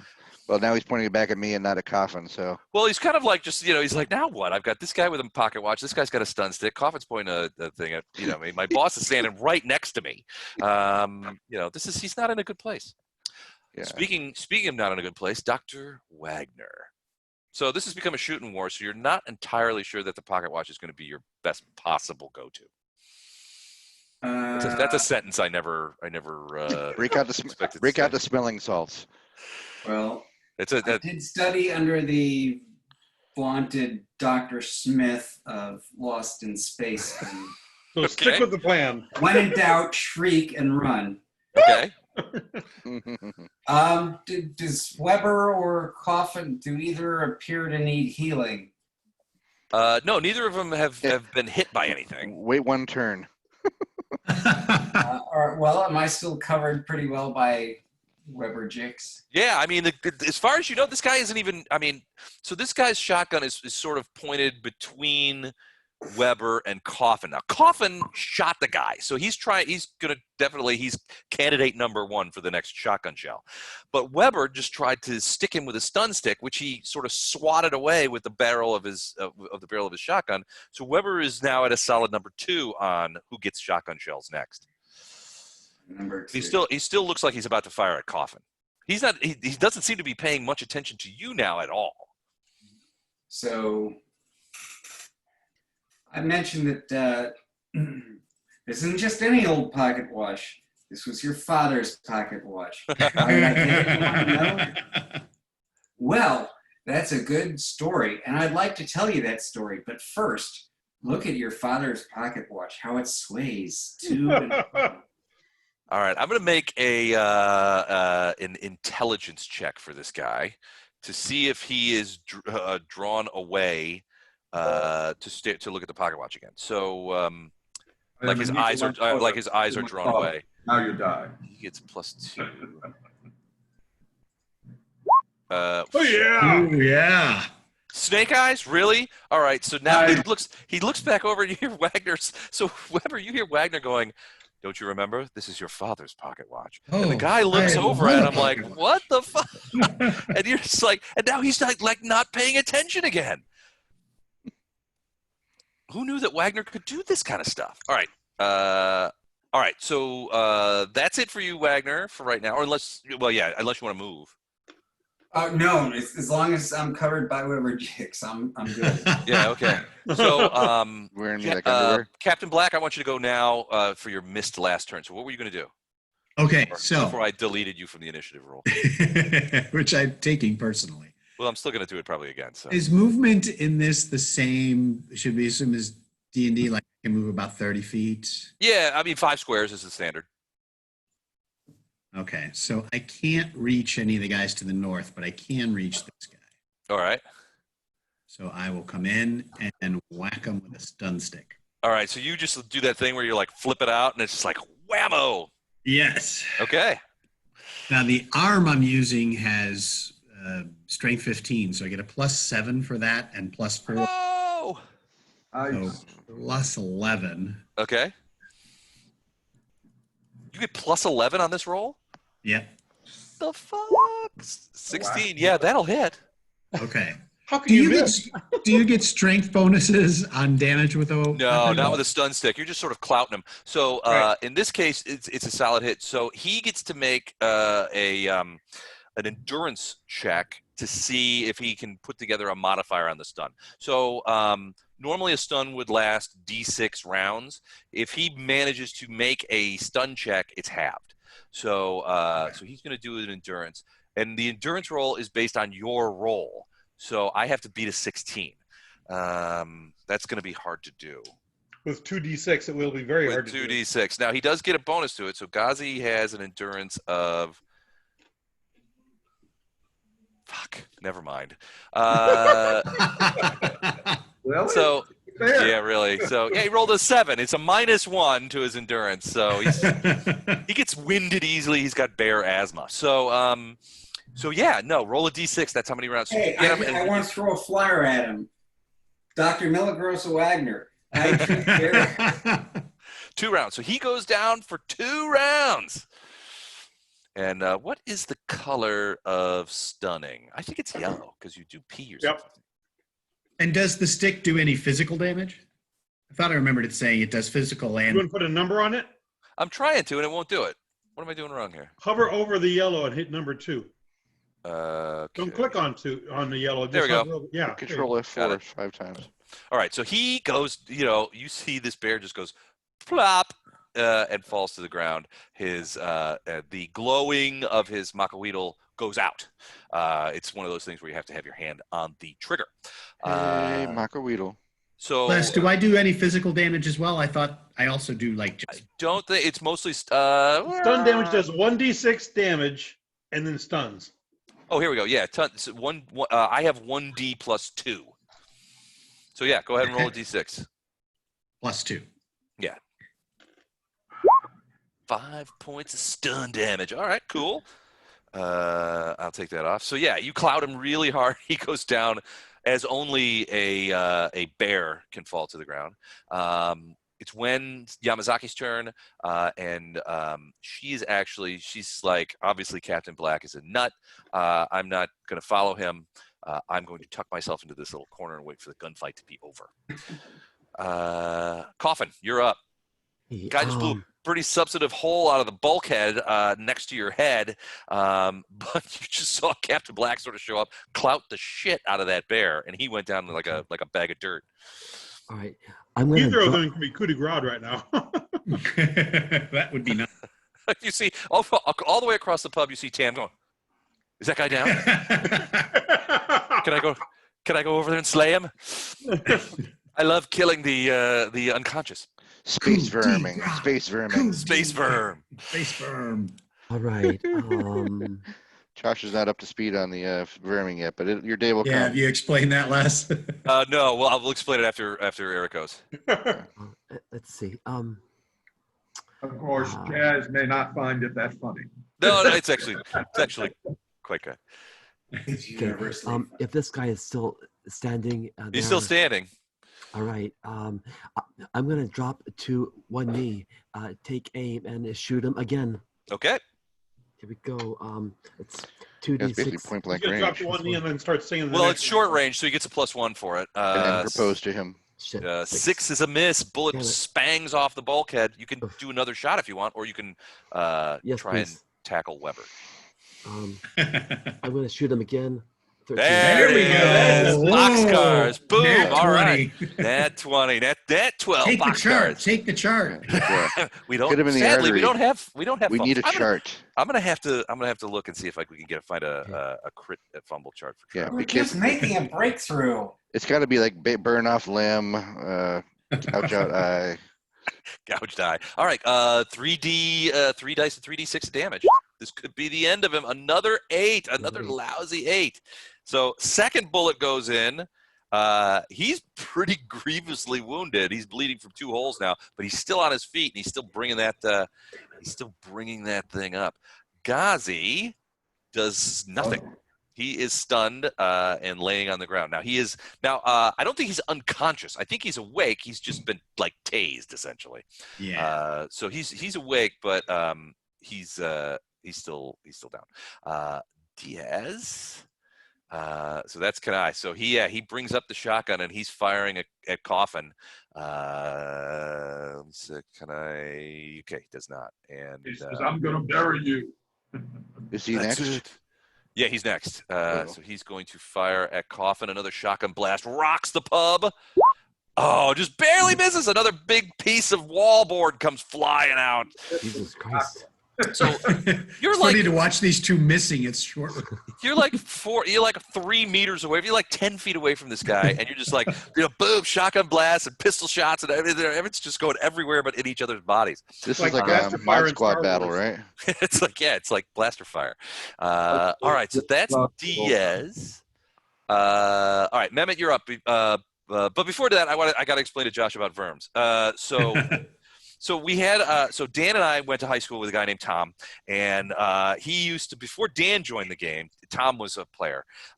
Tom, his character's name was Vermithrel, and one of the things that he loved to do, beyond all, he was playing a wizard, but one of the things that he loved to do was to let one of the fighters or paladins or somebody slug it out with a creature until it was very low hit points. And you could see the health bars, right? So you could tell when it was close. And then he would magic missile it and steal the kill. And he absolutely loved to do this to the point that it became a verb. To vermithrel somebody is to steal the kill. So we shortened it to verms, but we also keep track. We have rules, right? So to get a verm, you have to kill a guy that you haven't hit before and that only one other character has damage. So basically you have one character who does all the damage to a creature, and then you sweep in at the last minute and finish it off. That's a verm, and we keep track of them. Yeah, we score them. So right now, and is Chuck still on, or did he drop off? Chuck is still on. So Chuck right now is the leader of verms. We have a verm chart which we occasionally send out. Yeah. And so that's what a verm is, or a vermithrel is, when somebody comes up and kills somebody. Hold on, I just want to make sure. Yeah. It honors his memory. He was. It honors I only got to play with him Tom, a short time, but he was great. Yeah. Is there like some kind of bonus, semi-annual bonus for the person who's in the lead? No, it's really for bragging rights. So bragging rights. yeah. So here, I've just real quick, as long as we're doing this. So is the person at the end of the year who has the most called a vermin? Should be, yeah. Yeah, I mean, should be. so here's a verm chart. Tom sadly, 2.5 years ago, died of cancer. So yeah, so this is sort of, we have the verm chart sort of in his honor, and you can see all the things. So right now, Chuck is in the lead. I will do my best to join it. All right, yeah. And this. So the verm chart is also for all games. So Yeah, any across to all of them. all of our games. So yeah, if you could get a verm in a Friday night game, Saturday night game, tonight's game, whatever, you're on the big board. So right now, It's got cookie order form. yeah. So right now, It Chuck's in the does. lead. It does. It does I'd like kind some Samoas and some vermithrels, please. Jennifer's hot on his heels with 5, and then Tom Bowman, a relative newcomer, is in there with 4 verms. Was he in the So Saturday night cheating game, somehow. Tom? he's in the Saturday night game. Yeah. Yeah, Yeah. I see him occasionally show up to watch here, but Yeah, he just pops in. I think he was thinking about popping in tonight too. So All right. All right. Get Well, I that better. back up. It's been hard as a paladin to get verms since I'm usually I'm ready. the All right. tank. All right. Tam, you're up. So I moved to this location Mm-hmm.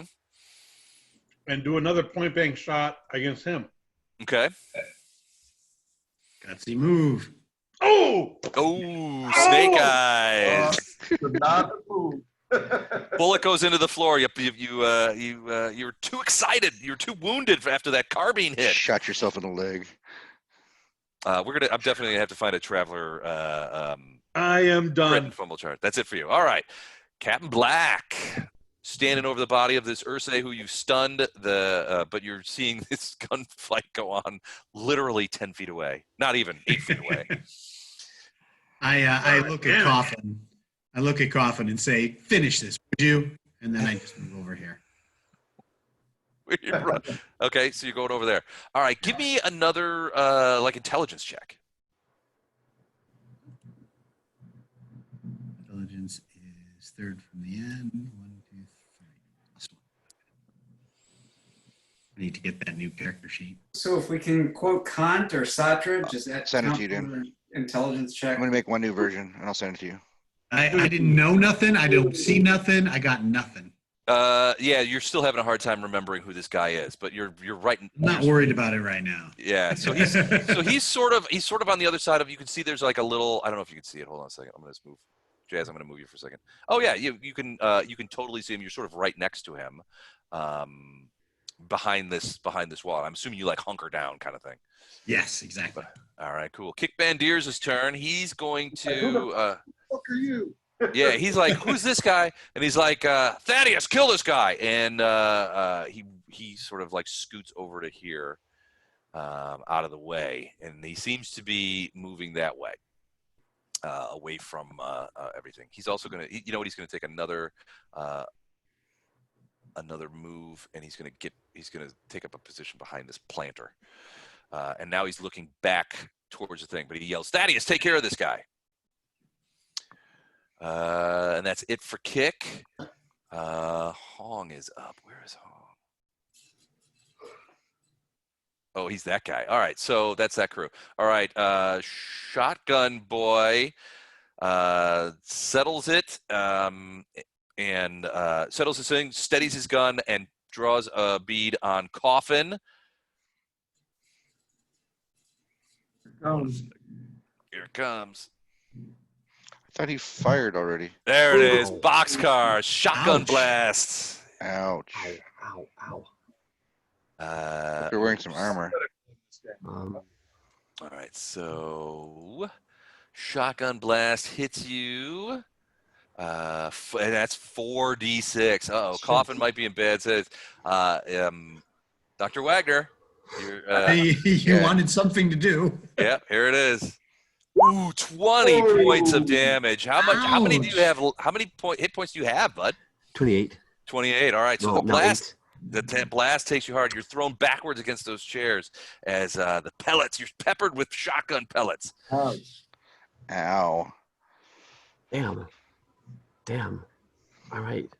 And you see him begin to maneuver away. Actually, no. He's gonna stay right there. And you see him drawing another. He racks another load, and he's getting ready to shoot Coffin again. Jazz. All right, Captain Black has come up next to you, but you kind of get the impression that he doesn't necessarily recognize you yet. I shake my head. I look at him like. Did what we have mean nothing to you? Yeah. Yeah. Do I have a bead on this guy? Yeah, you can whirl around. You can shoot him. All right, so I'm going to take that guy out. Yeah, but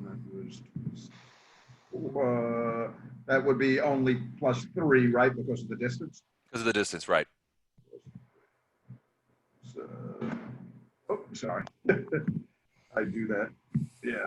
Roll 6. Oh, sorry. This is a pain in the butt.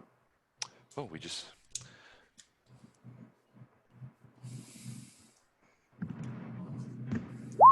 That's a 10. That's a hit. All right.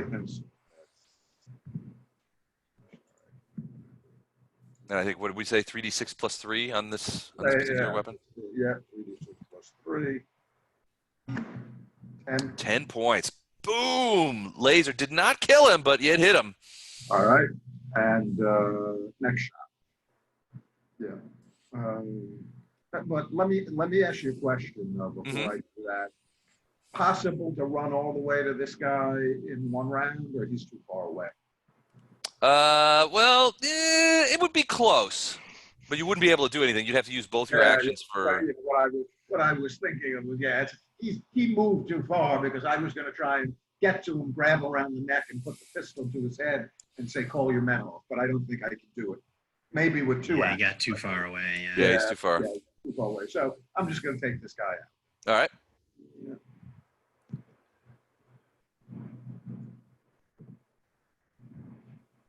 Suspense is killing me. Yeah. Ooh, 10. That's another hit. Yep. So how many points does he have left? He has enough where if you get 3 1s, he'll still be alive. Okay. Don't get 3 1s. Yeah, I really need to make some macros.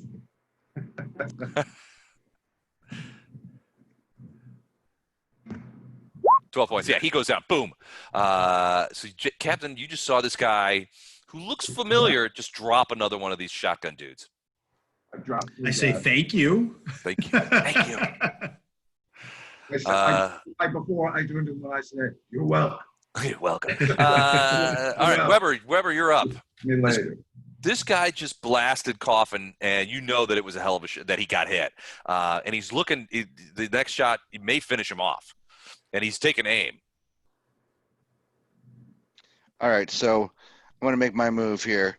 I'm going for a full-on stun. We double stun, basically, or Double stun. double stun. I have a taser and a stun weapon. I could use both, but otherwise I'll just try to beat the Finish bejesus out of him with this. Yeah, flawless victory. All right, let me. So here I go. I'm making my rolls. If I get to. All right, what happened to roll 20? What? You trouble? see me on roll Sure 20? you're in roll 20? Yeah, I see you right there. Yeah, I had it open, but now I don't see it open on my computer. 1 second. Coming. Any second now. Tick, tick, tick, tick, tick, tick, tick, tick, tick. There you go. Aboard the gin and tonic. Do you want me to play our hold music? Please. You have Not GM girl hold. from Ipanema, please. No. No, it's not Girl from Ipanema. Come on, we're well past that. It's Percy Faith. Oh, here we go. Being to a summer place. All right. Come on, Matt. Get him. I think. No, I think, What was going on that? Well, I think the right song for this is Rock Lobster. All right, here we go. There you go. I don't know why I rolled that at all. I'm sorry. I was just trying to change it to the rolling 2d6. Take another stab at it. There you go. 6. That's a miss. All right, and one more. 8. Yes! You got him. All right. All right. 1d6 plus 3 of damage. So you're using the stun stick, right? You're hitting him with the stick. All right. Yep. And that's not a euphemism. Stun stick. This 1d6 is my plus rifle. 3. This is my gun. And I need to. Kana has to make an endurance. I have check. 22d6 somehow. How did I get 22d6 is going on? oh, Yeah, that's I would like to roll that. All right, 4 points. 4 points of damage, and then roll a d6 for the rounds, and he's going to roll his endurance check. Made it, so halved. So roll a d6. 1. So half of 1 is 1. So I have rolled terribly tonight. and we round down. rolled So so many ones. you managed to deliver the stun, but it doesn't stun him. It just does a little bit of damage. Do I attract his attention? Here's the thing: you did. I get the feeling they want me alive for some reason. So You did 4 points of damage. He has 3 hit points left. So even though you didn't stun him, you still You killed him. You just clout him across the head, and he goes down. Now this is a verm, because the only person who shot him was Coffin. So Yep. you got a verm. So for Right. that, so nice going. it's for you, Tom. All right, there Awesome. Awesome. All right, Dr. Let's do it. Wagner, you are Don't up. forget, you've got a coup de grace up there. Yeah. Well, let's see. That syringe full of ketamine is burning a hole in your pocket. It sure is.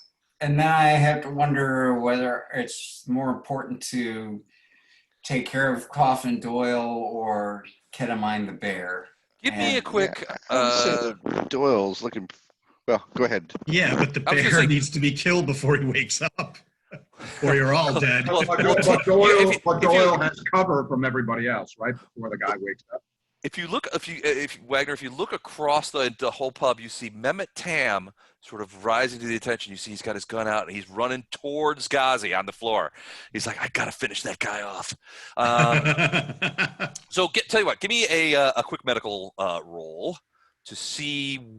So you're looking at Coffin and you're trying to figure out if he is how egregiously hurt he is.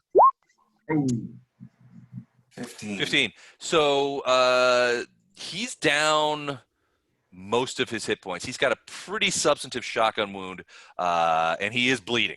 So he's still standing, but he is bleeding. He's got his gun in his hand, and he's holding his side. Got him in the sort of like in the side, just below the lung. You figure that if he doesn't get some medical attention in the next 10 minutes or so, it's not like a triage emergency, but eventually you know that lung's going to collapse. Okay, and then I don't see getting anywhere really offensively except that bear. Does the bear like ketamine? They all do. So, I mean, it's one thing about the No. Ursay is that Ursays love ketamine. So he's prone and what? He's stunned. He's stunned. Yeah, his eyes are open. This will be the first of 2 rounds that he's stunned. So he will be back he'll be moving in the next round in about 8 seconds. All right. I determined he loves ketamine Okay. and can't get enough of it and is willing to sell his own soul on the street for ketamine. Aren't we all? And I'm going to give it to him for free because that's the kind of guy I am. Okay. So you inject him with a substantive dose of a strong tranquilizer narcotic, essentially. Oh, he's like Michael Jackson. Okay, you give him a blast. All right, so his eyes were open. Now they, almost immediately after you jam this needle into him and inject that. His eyes lids start to flutter and he just is like. Now, did you give him enough to OD? Or can you OD on ketamine? I guess you can. You can probably OD on It's anything. propofol. I gave him propofol. What's propofol? It's Michael Jackson's. Oh. Basically, it's what they give you when you go into surgery. That's how he couldn't sleep. They would give that to him so he could sleep. I'm thinking he's it's amazing how they're using the same drugs 1,000 years from now. Hey, Versailles no ketamine. if it works, don't fix it. All right. So yeah, his eyes flutter and he passes out. So I don't know that I've killed him because I'm thinking I could put him to work in one of my brothels. There you go. I'm just figuring out how much is it going to cost me to keep him dosed up on Profil. So this is a result of the fact that you guys had to transport all those tons of bear porn, isn't it? Well, Now you got a bear you're brothel. turning out a bear. well, yeah. Bear I trick mean, for you. once we realized how lucrative it was, then It did pay handsomely. Yeah, Josh. Our first cargo was Ewok pelts. The second one is bear porn. Ursay pornography. I thought Ursay pornography though requires lots of honey. Depends. Certainly can. Slap it all over the place. And we have to go back to That's a different Cthulhu. You had to golden roll for a shower. sanity check. Lick it off your fur. All right. That's it for Dr. Widener. Coffin Doyle, you're up. Now you are grievously injured. And you're starting to feel that shock of You're like, you get, you think you nicked a lung, All right. but you're still on your feet. Okay. You just saw Dr. Wagner inject the Ursay with something. Okay. Are we gonna try to keep the Ursay alive? We're trying to keep you alive, maybe. I don't know. Well, I shouted something about working in my brothel, so you've got a vague idea that, yeah, maybe. Okay. I was hoping to not get a shotgun blast today. I got one. Anyway, you don't always get what you want. That's the truth. But if you try sometime, you might just I find just get what you need. Yeah. So, At which point they shotgun blast him again. all right, I'm gonna stagger out here. How far can I go? 5 squares. It doesn't Right. impede your movement. I mean, you're kind of staggering though. All right. Like yellow beard. All right. And since you're so close, I hand you a Band-Aid. Thank you. All right. Oh, I'm gonna go yellow 1, beard, 2. Shit. Where am I? 3. Stagger, stagger, crawl, crawl. And do I see any guys who need shooting? Okay. So that's interesting. I'm very well. You would This guy needs see. shooting. This guy. Oh, we've got You would some see lines, so I Kykbandirz need up to- here. Okay. Just I this guy don't- that's got to be bleeding from like 3 dozen wounds on his body come out with his gun pointed out. He's just like arterial blood is probably squirting from his body, and he's like, "Who wants some more?" I stagger out. I'm wounded badly and bleeding. I've got my sidearm. I still have a magazine with some shots left. Yep. I am surveying the scene. Gun at ready. Do I see any guys who need shooting? So you see Kykbandirz over here. Now there's some stuff in the way, but you can see him, and you could probably take a shot at him. You would also see this guy Thaddeus over here, who seems to be maybe retreating away from. He's just seen both of his squad mates get zapped by Jazz, so he's probably thinking about discretion being the better part of valor. Now, hold it. Do these guys know who Kykbandirz is? I'm sorry. Yeah, we've met him Does everybody know who before. Kykbandirz is? Well, Tam does. Yeah. Coffin, were you there? You were there at the, were you on the ship when they tried to deliver the cryo chamber? I'm not sure. No, yeah, you were there, Coffin. Okay. All right. Yeah, because I was going to say that given everything that's going on, would we be actually trying to kill the leader? Or would we be trying to capture him to find out what's going on, what's happening? We've I got don't know. Sounds one good bear. with me. You know what? Okay. I'm gonna go. I'm gonna take a shot at the big white bear across the room. Okay, so that's pretty far away. That's far. And you've got a pistol, right? That's right. All right, so it's 50 feet. That's a range So, of no. yeah, it's a range of no. No. Yeah, I mean, you could throw a shot, but you're not gonna hit him. Really? All right. I don't know that you would know that. I mean, you're leaking blood all over the place. You're having trouble breathing. You just kind of walk out of here, and you're just like, bam. And isn't there a like a pillar in between the two of them too? Oh, there is. There is. Oh yeah, there there is. Yeah. So you would Okay. see him, but you wouldn't. Yeah. I mean, probably if you throw a shot, it's gonna go into that pillar. All right, then I'm not gonna shoot. I'm gonna boy. All right. I don't see any other bad guys at hand. I see one who's retreating. It looks like Captain Black is going after him. I'm gonna play it cool and not start shooting in a bar. Don is being as subtle as he possibly can be. What is he doing? What are you doing? Well, those guys look dead. Who are these guys here? These chaps here? That is so that's a bear, an Ursa He's that now drugged. who Dr. Wagner gave a huge injection of something. Okay. Yeah. I'm sorry. Trying to turn into a I'm bear prostitute now, apparently. trying to draw a circle. I'm sorry. So that's Don circle with those highlights there. Right. Just so you How know. do I draw a circle?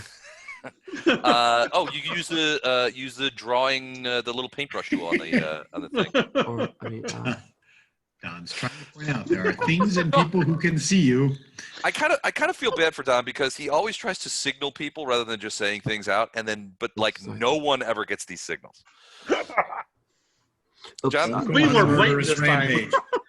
Don There's came up with a innocents whole of bunch Don. of like hand gestures for me when I was playing with him, and I had a paladin, and I could never remember what the hand gestures meant, and they were always sort of weirdly dirty looking, and it was a shit show. Yeah, this first email I ever got from Don when I first joined your game, like in 2013 or whatever, was like, make sure you don't trust Keltra, and then if I say this or this, then you must do this. I'm like, what? Wait. Like, Matt, was I yeah. right? Oh yeah, you were right. You were right. But for day 2 of the old D&D campaign, I was like, what the hell is this guy? All right, so you drew a line there. Still What's don't that line trust Doug. represent, Well, Eric? okay, that line represents my ham-handed fumbling with the Roll20 interface. Okay. And I don't know how to get rid of it. I'm sorry. Oh, okay. Less can. I could get rid of it. All I want to do is just draw one of those evanescent circles. The circle with the comb through it will give you the temporary line. And if you hold down the Alt key, it gets very specific. So if you're range finding, then that. No, I'm trying to draw a circle on the map to show you the 2 guys about which I'm talking. Okay. Go back to the paintbrush. Just ping them. Just Select- ping them right there. Just ping them like I just. Oh yeah, those guys are. So I don't know that you would see those guys. They're behind they're on the ground behind that Okay. banquet. They're hiding. Got it. They're Okay. hiding. Yeah. All right. So if I don't see any more bad guys, or if I can't really get to anybody in range, I'm Were you gonna. wait. Were you thinking of shooting those 2 guys? If They're they If they had their heads up? if they looked threatening, they look like they're just two guys with their heads down. I don't want to start plugging patrons, you know. Agreed. That could make We- things complicated. We all legally. don't like that. Yeah. I'm looking around, like watching this idiot waving his gun around, not doing anything. Looking for a target. He's trying to shoot your 2 I business just associates. look at Jet and are this guy's with you? Okay, you know what? I'm gonna stop what I'm doing. I'm gonna sheathe my sidearm. I'm gonna find somewhere to sit down because I'm Run starting to through have here. Bleeding out. trouble breathing. Okay. So you probably would want to stay pretty close to Dr. Wagner and say, "Hey, Doc, Probably can you, so. yeah, can you do something about this?" Okay, cool. Please. All right. Ghazi, well, I don't know that it matters that he's stunned anymore, because he's now drugged, so he's not doing squat. Diaz, where is he? Are there anybody left in that? Oh, yes, that is from that crew. All right, so he is going to. So yeah, he doesn't even think Tam is going to be that thing. So he's going to shoot a. He's going to shoot a shotgun blast. So you guys are back hunkered down behind the wall, right? Behind the pillar? Jazz and Black are? Yep. All right, Yeah. so he's gonna throw a shotgun blast over the tops of your heads. It's not gonna have any chance to hit you, but he's trying to like suppressing fire, and then he's gonna go straight back. He's out gonna of- run his ass away. yeah, he's moving out. Tam, you're up. You just saw that guy sort of disappear behind the wall that you're next to. Oh.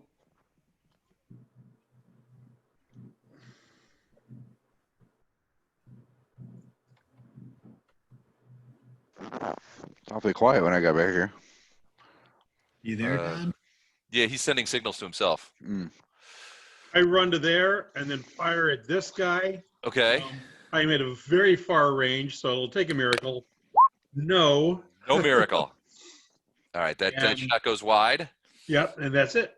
That's it. Okay. Captain Black, the shotgun blast went over your heads, but you're pretty sure there was no. I mean, it was above you. I mentioned to my friend, my new friend that I don't recognize here. Mhm. Feel free to take a shot at that guy on his way. And then I come over to here, ducking behind this little wall. Okay. And I assume I can just kill this guy. Not this round, but yeah, next round you could. Okay. That's where I'm at. All right. Kykbandirz is going to shoot at Tam. And With what kind of weapon? that carbine that he has in his hand. Okay. So he gets, let's check. I got to check the carbine range +1. So yeah, here it comes. Yeah, the ranges are sort of strange. Yeah, they are kind of weird. Ooh, 13 to hit for carbine, and that's a pistol round, so that's 3d6 of damage. 8 points. You still up? Yep. And he's going to take his second action, and he is going to run out the door. He just turns. He just turns and takes out. Oh, damn it! I was gonna do something fun. But... Okay, so he takes out, and he kind of looks about it, and he takes off to the north. All of that. All right, I'm trying to see. Do I have any? He doesn't have anything. Jazz, you're up. Now at this point, you see Kykbandirz run out the door. You don't see that third shotgun guy, but I mean, he didn't go out that door because you would have seen him. He's in the back room. He's somewhere right about here.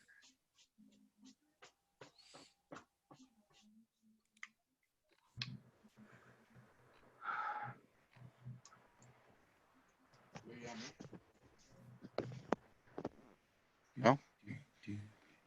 Should we have Girl from Ipanema playing? Right now he's trying to change clothes and blend.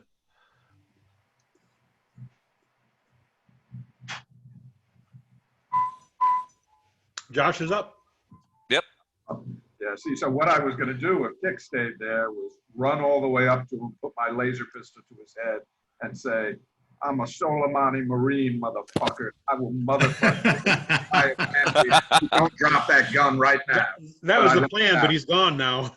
Yeah, he's out of the bar now. He took off. I can't do it. Yep. So I did see this guy run to the back here. Now, I can move how many spaces? 5 per? 5 per action, yeah. 5 per action. Okay. So if I move here, am I going to see him? Where did you? I didn't see you move. Yeah, right to there. So Oh yeah, you totally could see him. He's right there. I mean, how far can I be from him without with my tactics giving me that +1?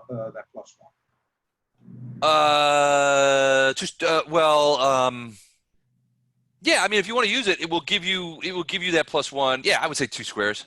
Okay, so I'll shoot him from here. Okay. Yeah, so we got I'm at normal now. So there's that. Ooh, miss. Try it, and I that you walked. So yeah, that's the end of that thing. So this guy's he sees you kind of like level his pistol, and his eyes grow wide, and then bing goes off in the wrong direction. You're like, how did I manage that? Jeez. I don't know. It's the vagaries of handgunning. Weber. Could use a little help over here. Okay. All right. So once my opponent goes down from my my stun sticking, his head explodes from my stun sticking. Yeah. I'm assuming his shotgun is unclaimed, laying on the floor. So I'm laying there on the floor in his pick hand. it up and jack it, make sure it's got a round in it. Yep. And this is probably the first time I'm able to take in the room behind him. What am I seeing? I see Captain Black standing on a bear. I see Doyle like bleeding from 50 wounds. Doyle's hurt, and Wagner sort of is turning his attentions to Doyle, I assume. You don't see. I mean, you see Black. He's on his knees. It's not a bear. It's another dude. But he's sort of reaching in. I mean, there's still that big cloud of gas that is sort of like sitting there in the thing. And you probably, from where you are, you might see Tam, who is pointing a gun towards the door. But beyond that, that's probably all you see. All I heard last was on his knees, bear reaching around. That's all I heard. Are we still doing phrasing? Yeah. The question is, has the bear been circumcised? Amazing. So I will strongly encourage Doyle to seek medical attention, and then I'll ask Captain Black if he needs me to watch his bear while he clears the room, or otherwise I'm going to make a move into the room and say, "Will somebody call?" Hi. I got a kiss. I don't know about you guys. I didn't. Somebody call Bill Scaramouche right effing now. All right. So what do you say to Doyle? Like, you should probably get that looked at, Coffin. Yeah. Like I'll That pick up one of his shotgun fingers. wound. I'll pick up one of his fingers. Like, hey, you might need us later. All right, so you yell out, "Somebody call Bill Scaramouche right now!" And you yell out also to Captain Black, "Captain, do you want me to?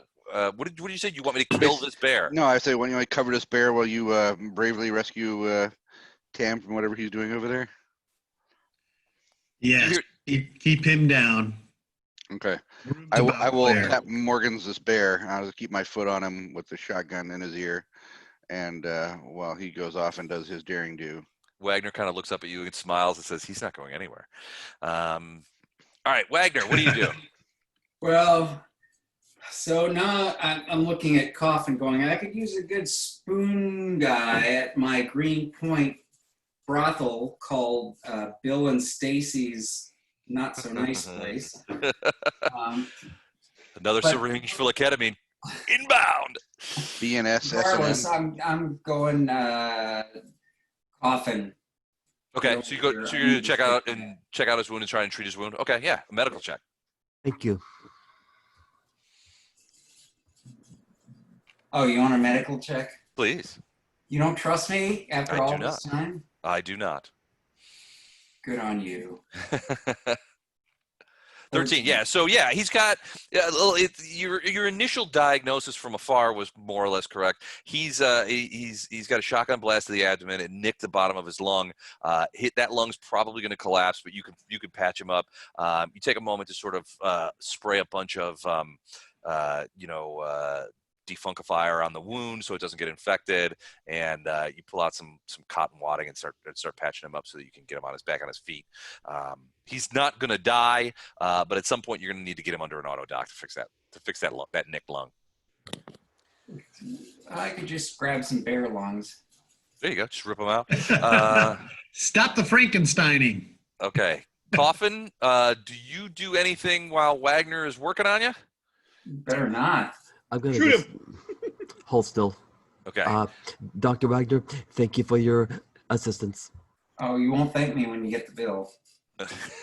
Healthcare in the future is Hey, as Chuck bad is as it back. is now. Welcome, Chuck. I'm Matt's babe. Only in the Soleimani cluster, though. Other clusters are cheaper.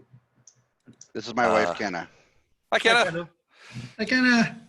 She hadn't had me home for 10 days, so I'm hanging with you for a few more minutes. Lost you to us. Huh? All right. Right now she's reminiscing about the good old days when you weren't there. All right. This guy, Jazz, this guy racks a shotgun shell and blasts away. All right, so I'm wearing a Protec suit, which gives me +4. What's the equivalent of armor class here? How does that? It's not so much armor class. He'll hit you. Basically it amounts to DR essentially is what the armor will do. So now with the Protec suit, I've got +4, and if he hits me in the head, chest, or abdomen, I've got the subdermal armor. Gotcha. Yeah, Gotcha. Okay. It's 9, so it may not do much. Okay. That's true. So let me get his skill here. Okay. And the range on that shotgun is going to be +1, so he gets +3. So this guy is a pretty decent shot. 11 hits you. So for the shotgun blast goes into you, would do 12 points of damage. It's going to take you it's going to be by the armor. So it's more concussive than anything else. None of the pellets penetrate into the armor and hit you. But like any body armor, you're going to get. Yeah. So I think with DR of 4, that's going to be 8 points of damage. With DR4 plus the subdermal is 5. So 9, right? Because the subdermal is 5. Oh yeah, in your abdomen. Oh yeah. So if you've got a total of 9, then yes, then 3 points of damage. 3 points of damage. Yeah. Forgot about the subdermal. Thanks for reminding me on that. Okay, that's Diaz. Tam. Be right back. Okay. You don't have anybody shot. He's out in the out in the what's the word? Out in the boulevard. He's gone. He's out the door. He's gone. Yeah, he's headed out. So I take 2 steps forward, reach over that wall, and fire. At Hong? Yeah. Okay. This is going to be a pretty easy shot, I have a feeling. Go ahead and roll it. Let's see. Who's he? Yeah. Oh, boxcars. All right. So That's what I needed against. yeah, definitely a hit. Who was he firing at? He's firing at Hong right here. But you're not in a position to do a coup de grace. I mean, you can't put your gun right over the head. So this is just regular damage. So I have to roll damage. Yep. 7 points. You winged him. You got him in the elbow. Okay, so he doesn't move. He's laying down because he's still under the soporific effects of the tranquilizer gas, which is now starting to dissipate a little bit. It is round 5 of 6. Yes. Yes. So there you go. All right. Anything else, Tam? You didn't really move, so you could take another shot. I moved 2 squares. Oh, did you? Okay, I didn't see that. Captain Black, you get the impression that this is a verm opportunity. I say thank you for the verm, and I coup de grace. Yeah. You coup de grace. So you reach down and finish him off. Boom. That is a verm for you because he hadn't been hit before. So I should have delayed. This is probably like the second or third mission these bears are on a stun and capture that we're just murdering them wholesale. Yeah, they well, frankly, they brought a bunch of guys, and what they didn't count on was that they're going to be an extra gun in the fight. He's not the big bear captive. That's the only one we need. We can kill them. All right, so you can still move if you want. And just say hi. So my name's Captain Black. And then he goes. I'm sure Jazz goes. I know. Didn't used to date my sister. I know, and then I go, Jesus Christ. Why doesn't he remember me? All right, at this point, you would actually. At this point, would happen. Oh yeah, so Thaddeus is still in this game. So these guys are out. I'm gonna take him out. So Jazz, it's your turn. Black says hi, but you're like, I still got to deal with this guy with a shotgun. I say, I say, give me a minute, and I look at the other guy and I say to him, you shouldn't have done that, and then I pop him. Okay. Bad guys always love it when you like give them like, give me a minute. That's a hit. That's it. 11 points on. 11 points of damage. Okay, that's one shot. All right. And now is this guy just like one of the thugs? It appears he's not a named guy, right? Yeah, he's just one of the thugs. He's just one of the guys in the black clothes and the shotguns. Before I take my second shot, I say, now you got a choice. You could drop your gun and surrender or die. Decisions. But now for the Jeopardy music time. You really want to die for a bear who ran away?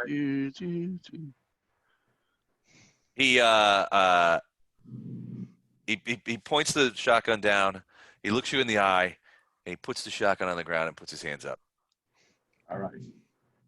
So I walk over to him, grab him around the neck, and frog march him back towards the rest of the group. Okay. I'm gonna give you control of this guy so you can move him around. Yeah. It's this is B campaign. Now this is where Don would have sawed off his hands. Yeah, no kidding. That was ugly. All right. As a mercy.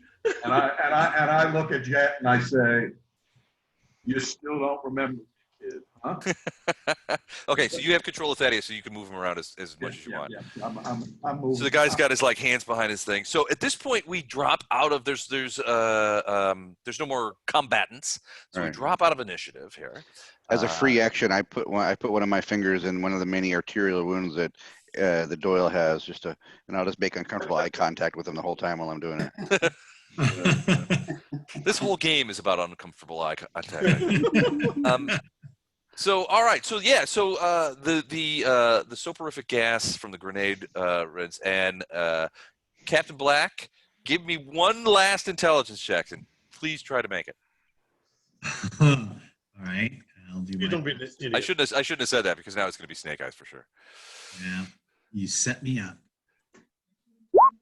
No, 9. So yeah, so you it's still a little hazy, but yeah, you do now that you're sort of close to the guy, you do sort of recognize him, and you remembering back, and this is several years ago, probably more than several years.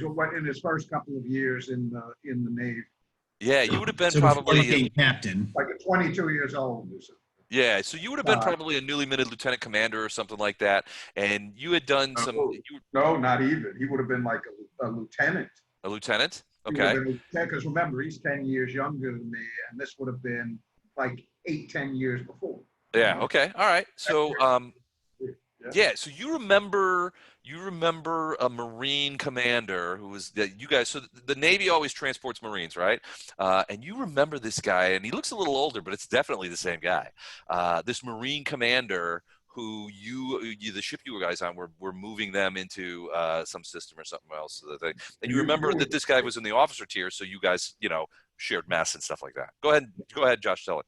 Yeah, but beyond that, he had been a hero in putting down rebellion. He'd been a hero in putting down the Versailles Rebellion. So when you met him, you were a junior grade officer, and sort of you saw all the other Marines and some of the other naval officers looking up to this guy, and you actually followed him around, and you played poker with him. You played poker with him on numerous occasions when you were like 22 years old.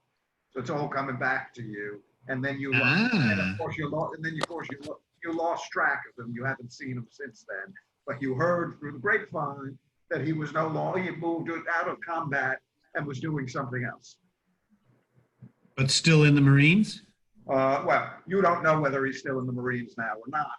The last you heard was he was the youngest lieutenant colonel, one of the youngest lieutenant colonels in Marine history. That's all you know. He had been a high flyer, but he wasn't an aristocrat. He had worked his way up, through pluck and hustle and intelligence. All right, so as the echoes of the gunshots die away, eventually after a couple more rounds, you hear neural lace booting back up. Those of you that have neural lace, suddenly network is restarting and coming back up, and you are connected. Well, to isn't that convenient? At which point, well, I have it. So it's in my notes. The EMP only lasts for 8 rounds. This is round 6, so it is actually a couple of rounds. It would have come back if this fight had lasted longer. It would have come back. That's okay. You are getting plenty of alerts about shots fired. Police robots on the way. You're obviously now you're registering as being at the location of where the shot watch is going off. So it's not too long when the front door is crowded with a quartet of police drones. You're starting to grow more familiar with these guys. Police drones. He's like, "Oh, hi, it's Bill the police drones." Yeah. And they come in and they're like, all y'all motherfuckers are under arrest. You need to wait for detectives to arrive. Please, and they instruct you to like sit down. If you have weapons, please place them on the table. I use my neural net to send. Can I send to the? Is the neural net back up? Yeah, it is. Sorry, what was I saying? My permit. Okay. I also say to Wen, this is information. Right. This is when we were going to need your help, Wen. Yeah, and I will send my webcast to Bill Scaramouche. Hey, Bill, funny story. Remember those bears we were talking about? Yeah, I mean, they try to hit us again. Yeah, I mean. Okay, so pretty soon you get a trio of detectives show up who come in and they're like so the I'll just put them on a token later. So the drones sort of pacify the situation. They assess Coffin Doyle's wounds. They're saying like he's going to need hospitalization again, so they call paramedics. But Wagner, you've got him pretty much stable. The danger of that lung collapsing is out. You've worked on him a little bit more. These guys come in and the lead. So it's kind of interesting. One is this guy. here, who's obviously the lead detective, comes in and he says, "My name's Bill Numberless. I'm the lead detective on this. These are my associates, Stacy Frogs and Tubar Jana Maane." And you realize Wow. that this third guy It's not from here. is not from here. Not Bill. He is a Kzinti, but he is a uniformed Greenpernt constable. But he's a Kzinti, and so this may be for many of you the first time. It's not for Jazz, probably not for Black, but for a lot of you, this may be the first time you've seen a Kzinti. They are pretty much everything they've been described in. He's about 7 feet tall, broad as a house.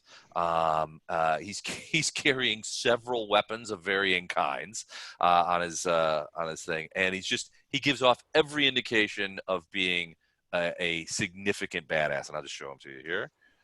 An SBA. So that's what he looks like. He looks like a Thundercat. He kind of looks like a Thundercat. You know, I'm a little bit. I think he looked like Greg from Last Starfighter, except for the cat. Is this culture art, or is it something you just found? Kzinti?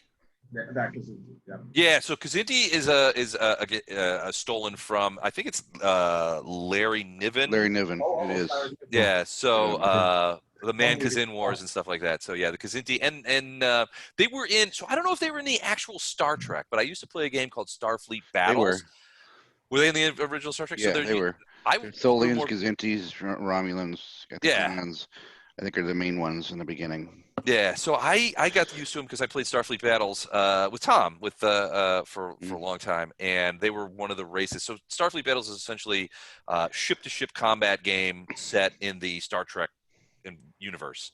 So it wasn't a role-playing game. It was definitely like a war game. But when I met my wife, who you just saw a minute ago, she was the only woman I ever met that actually knew how to play SFB. Really? Yeah, I started. Yeah, you snatched that up, right? Locked that down. You were right to throw. You were right to throw a net over her. I like to joke around that I started a game in 1985, and I'm pretty sure I'm on turn 3 right now. Starfleet Battles. It does tend to take a long time. Yeah, it can be, especially if you have multiple players. If it's not just one-on-one or tournament style, it takes forever. I think I had a squadron of Tholians, and I'm just getting my web together right now. Yeah. By 2066. It'll be ready to go. This battle was the longest 2 minutes of my life. So. I know. So basically, Bill Scaramouche contacts you back via Lace, wherever he's like, "What in the fuck did you guys do now?" I swear, Bill, I was legal and everything. I got a stun stick this time, like we talked about, and I wasn't no illegal hardware. The bear dude, that what's his name, Kzinti? Kykbandirz. The Van Deer shows up with a bunch of goons, EMPs the place, and tries to get Mr. Spacey Sprockets. Oh my God, I'm dropping names right now. What's our benefactor's name? Wins benefactor. Oh, Elwyn Spofulum? Spofulum, yeah. I want to say Spacey Sprockets there. Elwyn Spofulum's pretty sure they're either after me or Spofulum's contact, and it all shit broke loose. Fortunately, we had a jarhead in the bar, and one of our other contacts out there that were able to lay down some serious suppression before we were able to get out of the conference room and defend ourselves. Hold on a second. I got to talk to AI about this. Don't do anything stupid. Do you know what the name of the lead detective? Is the detectives there yet? Yep. Well, there's a Kzinti right here. How many Kzinti detectives can you have? Well, there's a Bill and a Stacy. What's a Bill, Stacy, and a cat. I turn back to Jed. I shake my head again and I say, "Let me take care of it." Okay. Are the robot bartenders back online?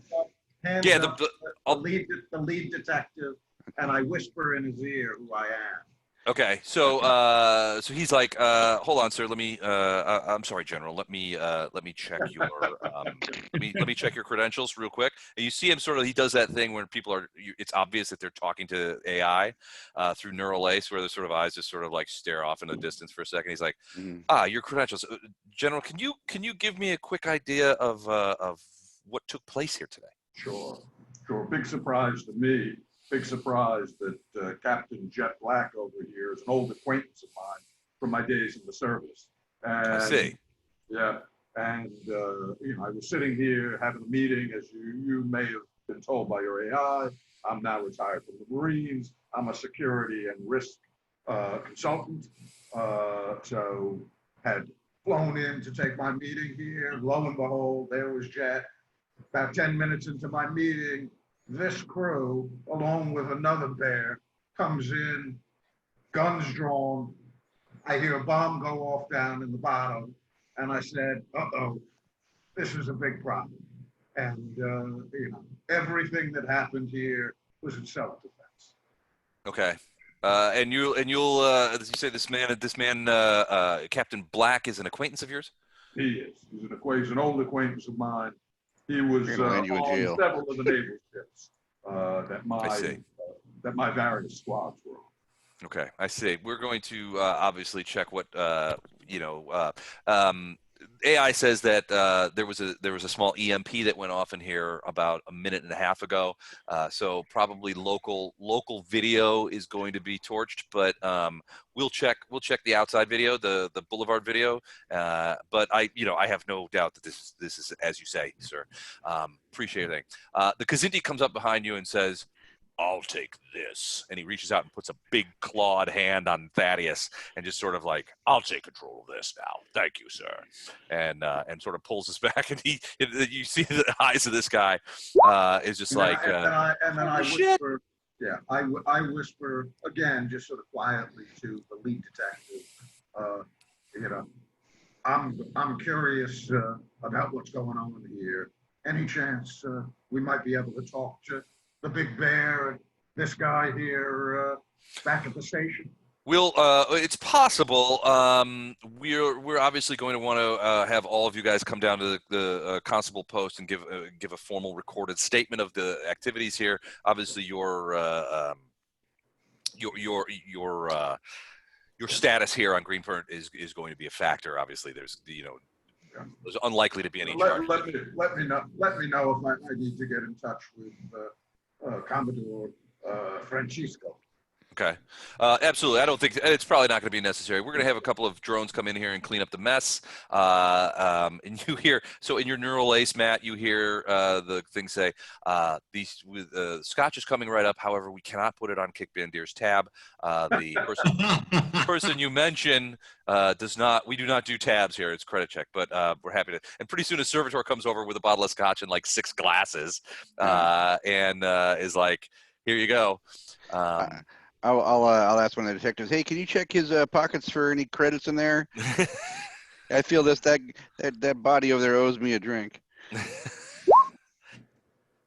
All right, so it is 11 o'clock, and so we kind of wrap this up. And next time we will start with Bill Scaramouche and Commodore Francisco, and we'll see the fallout of what's happened with this. But right now, conversation between me and Jet and his crew.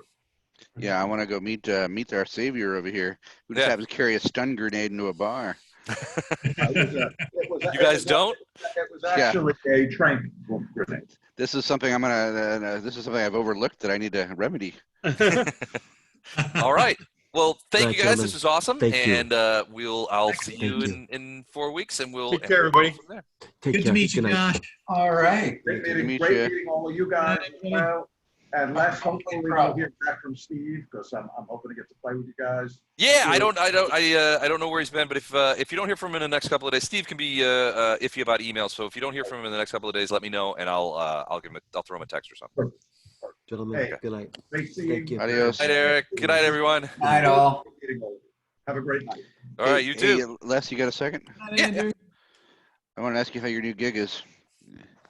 So far, so good. I got my first presentation to the sales team tomorrow. Everybody, I've had several meetings with the CEO and the COO last week as they were sort of monitoring my progress. They seem pretty pleased about what I've been doing. Send me that document that you were talking about, because I don't think I will send it to you tomorrow. Yeah, no, you've been out of town. No worries. Yeah, I had a family emergency at home, so I had to fly back to Denver. So. Is everything all right, or?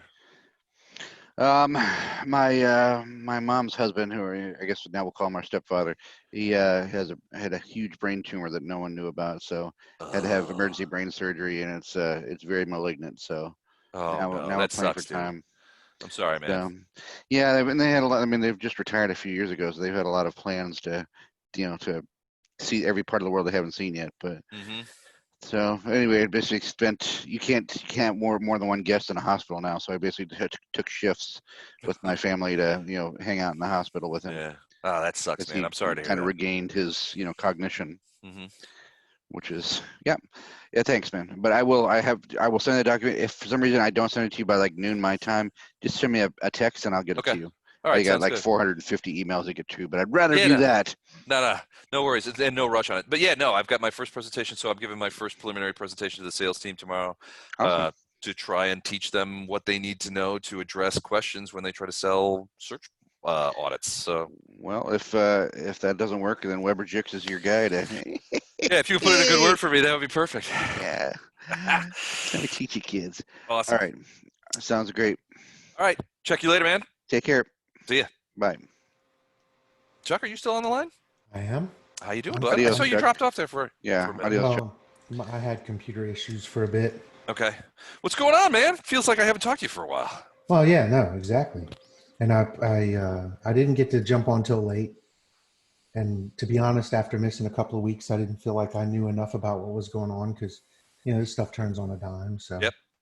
So it was kind of cool to get to watch, though. You've got a new player. That's awesome. Yeah. So I don't know if I told you this when I introduced him, but yeah, so Josh is from New York, and Don Really? and I, did I tell you that already? I can't remember if I told you. No, I mean, I listened to him. He's really from New York? Come on. Yeah, he's definitely from New York. Forget about it. Forget about it, man.